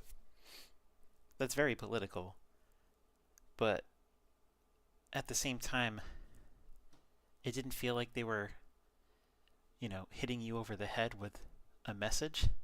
It just felt like any other story that's, about the little guy overcoming the big oppressive force. And so that's what I want them to go back to. I want them to go back to that feeling of, root for the little guy and not have a character who's just introduced suddenly have access to every power and have it be more powerful than anyone has ever had it and instantly know how to use it. And like you have to have struggle, you have to have trial, you have to have mess ups and failure, and it shouldn't be solved just because someone tells you, I believe in you. Oh, I can do it now. It doesn't make any sense. That's one of the main, well, one of the main issues I had with the Doctor Strange Multiverse of Madness. They killed off a lot of great characters instantly without much struggle, and then the character at the end who has struggled to use her powers the whole film and hasn't quite gotten the hang of it, Doctor Strange tells them, I believe in you. And then suddenly she can do it. No problem. What? That makes no sense. Who believes that? Boo. I just want better storytelling. That's what I want. Better storytelling. I have seen Andor. I did like Andor for the most part. I thought that the storytelling in that was much stronger than most things that they have put together. I didn't like every aspect of Andor. There were certain characters that annoyed me, but in terms of the overall feel, I felt like it was definitely back on the right direction. They should do things that are more closely aligned to that kind of vibe. At the same time, I've heard that Andor wasn't received very well, which doesn't make sense to me. I understand if it's maybe not everyone's favorite, but there was a lot of struggle, there was a lot of conflict. You're dealing with people who don't have powers and they're just put in these situations and trying to make things work. Yeah, and that's how it should be. That's how the Empire was in the original trilogy. It was a strong force, even if the stormtroopers had a hard time hitting things, which is ironic because of Obi-Wan's statement at the very beginning of the movie, only stormtroopers are so precise, and yet they can't hit the broadside of a barn. That's part of the charm of it, right? The good guys aren't gonna get swallowed up by the bad guys all that often, but they do get caught on the Death Star. They do have to figure their way out of that trouble. And it takes them a long time to do it.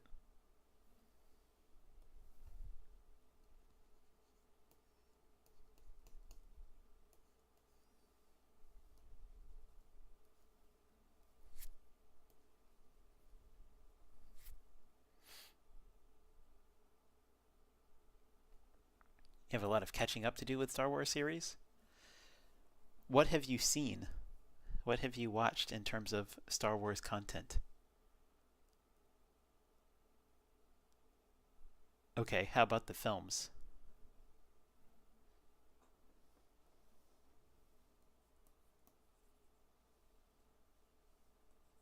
Because that will affect my suggestions for you.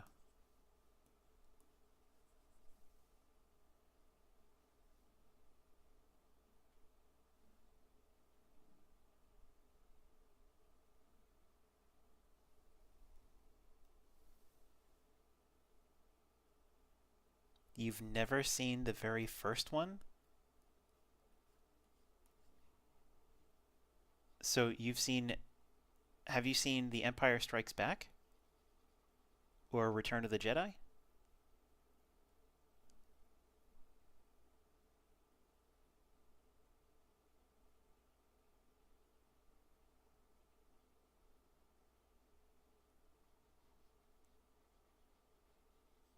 You just haven't watched the very first one?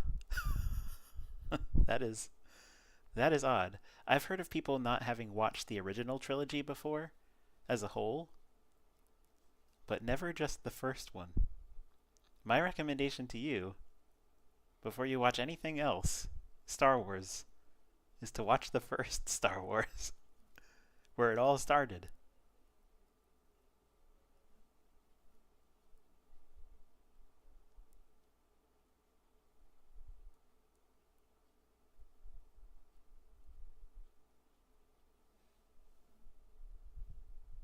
You have just boggled my mind. Congratulations.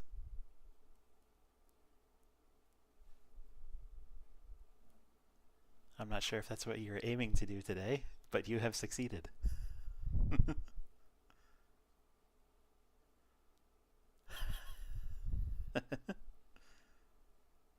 You're not fired. Okay, here's my tip. Watch A New Hope and then the other two originals. Watch them either all together or break it up over a short amount of time, so that you get the full effect of all three of those movies together. And then I would say to watch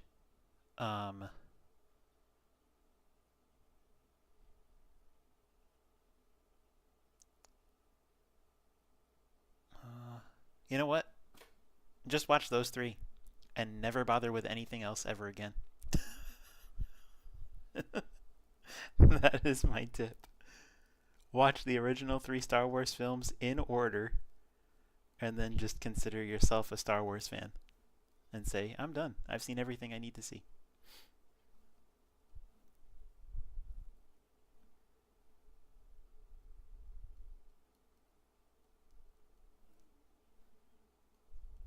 Because it's not that the other stuff is all bad. A lot of it is still good that isn't part of the original trilogy. But in terms of what is necessary, original trilogy, that's it. Everything else is fluff. And until they make something that makes me say otherwise, that is where I stand.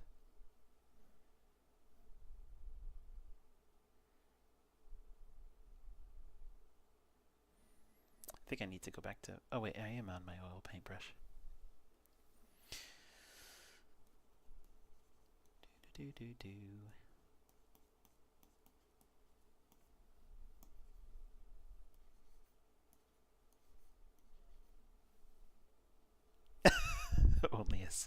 Relations and absolutes. You're fired.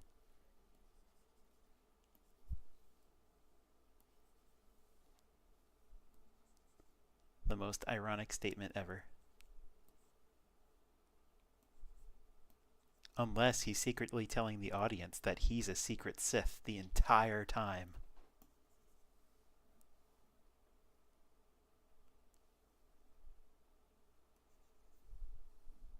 Obi-Wan's the real evil one.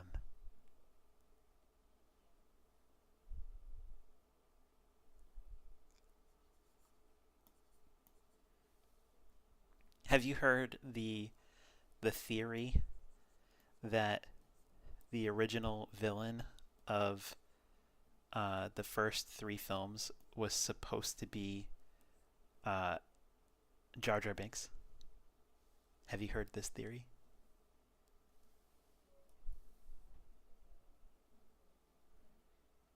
There is some evidence to back it up.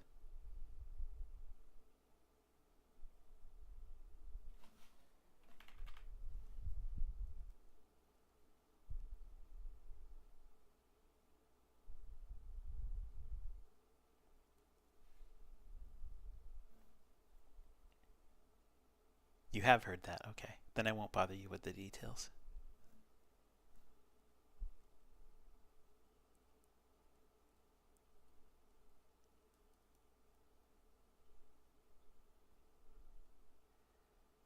Unless Martin hasn't heard it.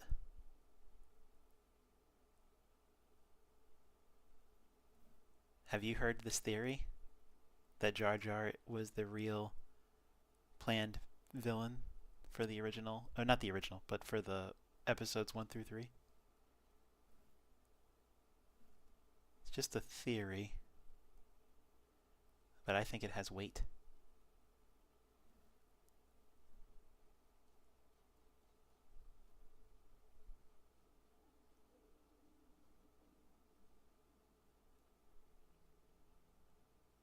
Tell the theory, okay. So the theory is that Jar Jar Binks is a Sith, perhaps even master over Sidious, and there are some things in the movies that back this up. When they first meet Jar Jar in the woods on Naboo, he is able to do a crazy Jedi-like somersault. Right? That's how he kind of introduces himself. He jumps into the water and he does this crazy high somersault. You don't see any other Gungans come close to that kind of acrobatic feat. And it seems just an odd way to kind of have that character as a first impression, right? And then there is his ability to knock out the clone army in the big battle. And the way he does it, it's almost like drunken master style kung fu. It played to be out like he's a bumbling oaf. But it's all very precise. Made to look like an accident. And then there is his constant encouragement of Anakin, to view Padme in a romantic way. And he's just a little boy. And he's like telling Annie she's pretty hot and things like that, right? To kind of seduce him into having a romantic view of her. And there's even there's a subtle scene where, goodness, in Attack of the Clones, where he seems to know that Anakin is coming up the elevator before he actually before anyone else knows. He like starts heading over to the elevator excitedly. He kind of picks up his pace. And how would he know that? There's no indication on the door. There's no sound. He just kind of knows that someone's coming up the elevator. before they get there. That's odd.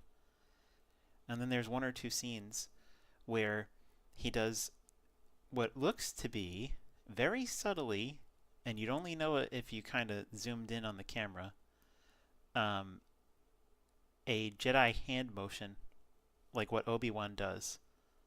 And it's something about changing a decision. I can't remember what exactly the decision is. If you look it up, though, you'll find it.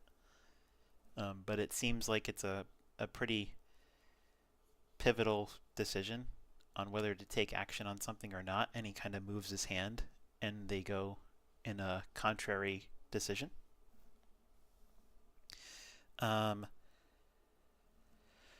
What else was there? There was one other thing too. His eye color, right? His eye color is that of a Sith. When people go to the dark side, they always get that red and yellow orangey eye color, right? He has it the whole time. I think the other Gungans are a little more just plain yellow and green, but his is that fiery kind of color. And I think the most telling is that there's, if you watch some of the behind the scenes features, there's a little documentary about the first Star Wars movie. And George Lucas is telling people, as he's looking at sketches of Jar Jar Binks on a drafting table, Jar Jar is the key. If we can get him working, that's the key to everything.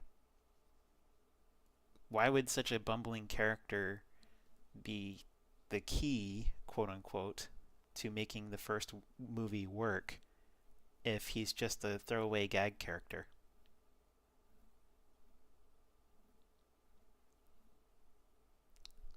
Who knows? And unfortunately,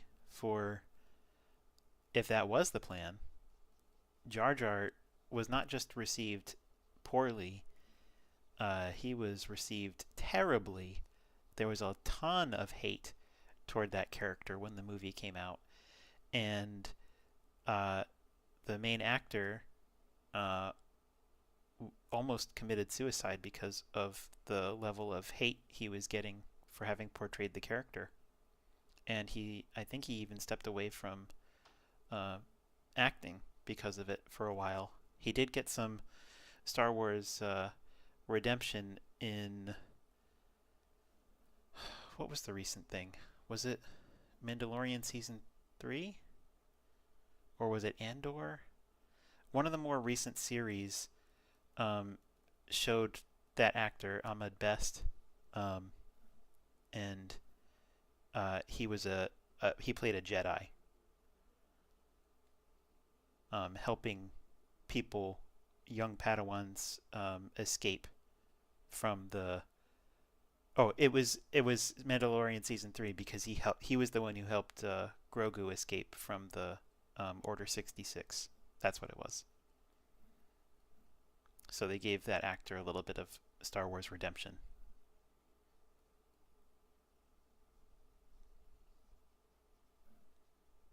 But yeah, I do feel like he was probably supposed to be the main villain, and because he was so poorly received, they had cold feet. And rather than try to push that direction, they just slowly weaned him out of it.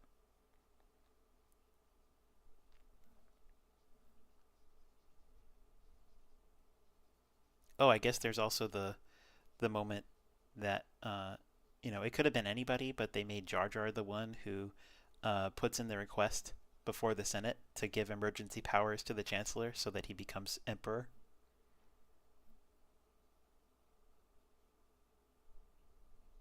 So that's an interesting thought. It was Mandalorian.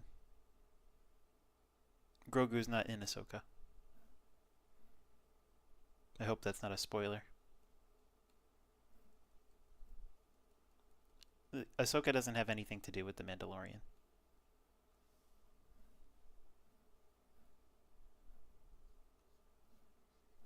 And it's also another Star Wars show that suffers from the character who just is able to do anything they want without much consequence kind of stuff.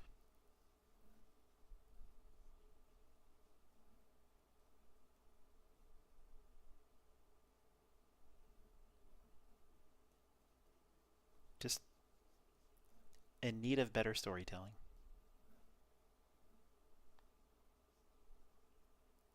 However, the cartoon that series is based on or extends from, I would recommend that. I recommend Rebels. If you haven't watched Rebels, it's a good watch. The first season, not so much, but after that, it's great and it builds. You have to watch the first season. You just have to. But it's not their best work.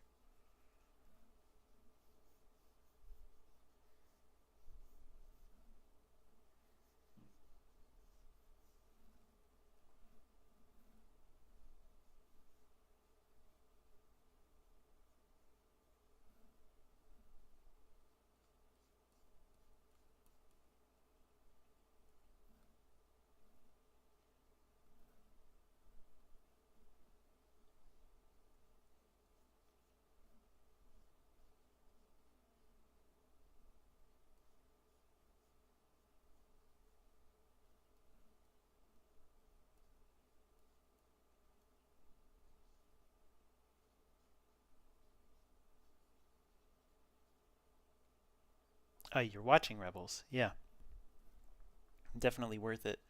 Um, it's a series uh, that I feel like when you watch a series and you're invested in it, you want it to have, especially if it's like a long series and it's not just kind of like a comedy series, but one that really tells a story and develops characters like that show does. You really want it to have a strong payoff at the end. Um, a good finale where plot holes are filled in, characters grow, things matter, things change. Um, and that show does a really nice job of paying off stuff that you've invested in, the whole series. It's got a great ending. The final season is full of uh, great payoffs and drama and action and uh, even some heartbreak. It's really, really got a good gamut of emotional payoff, which is why I had been hopeful for Ahsoka because I knew that it was going to be strongly connected to Rebels. And unfortunately, it just did not live up to the same quality that I had been hoping for.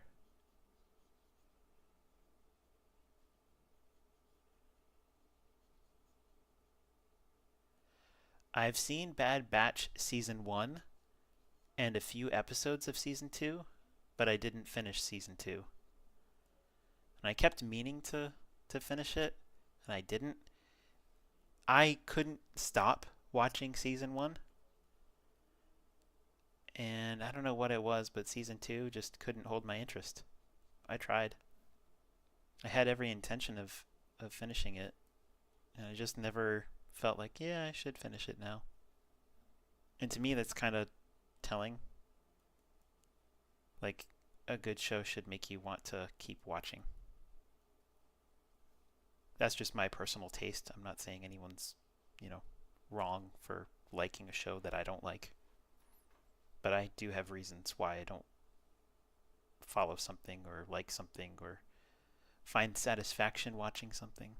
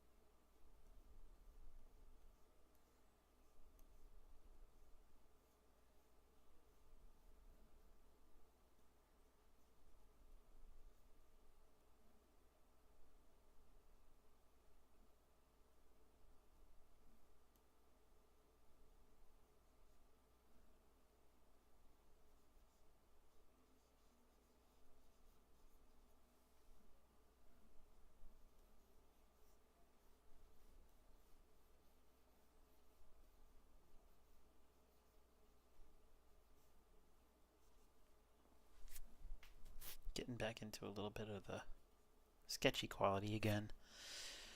I think I might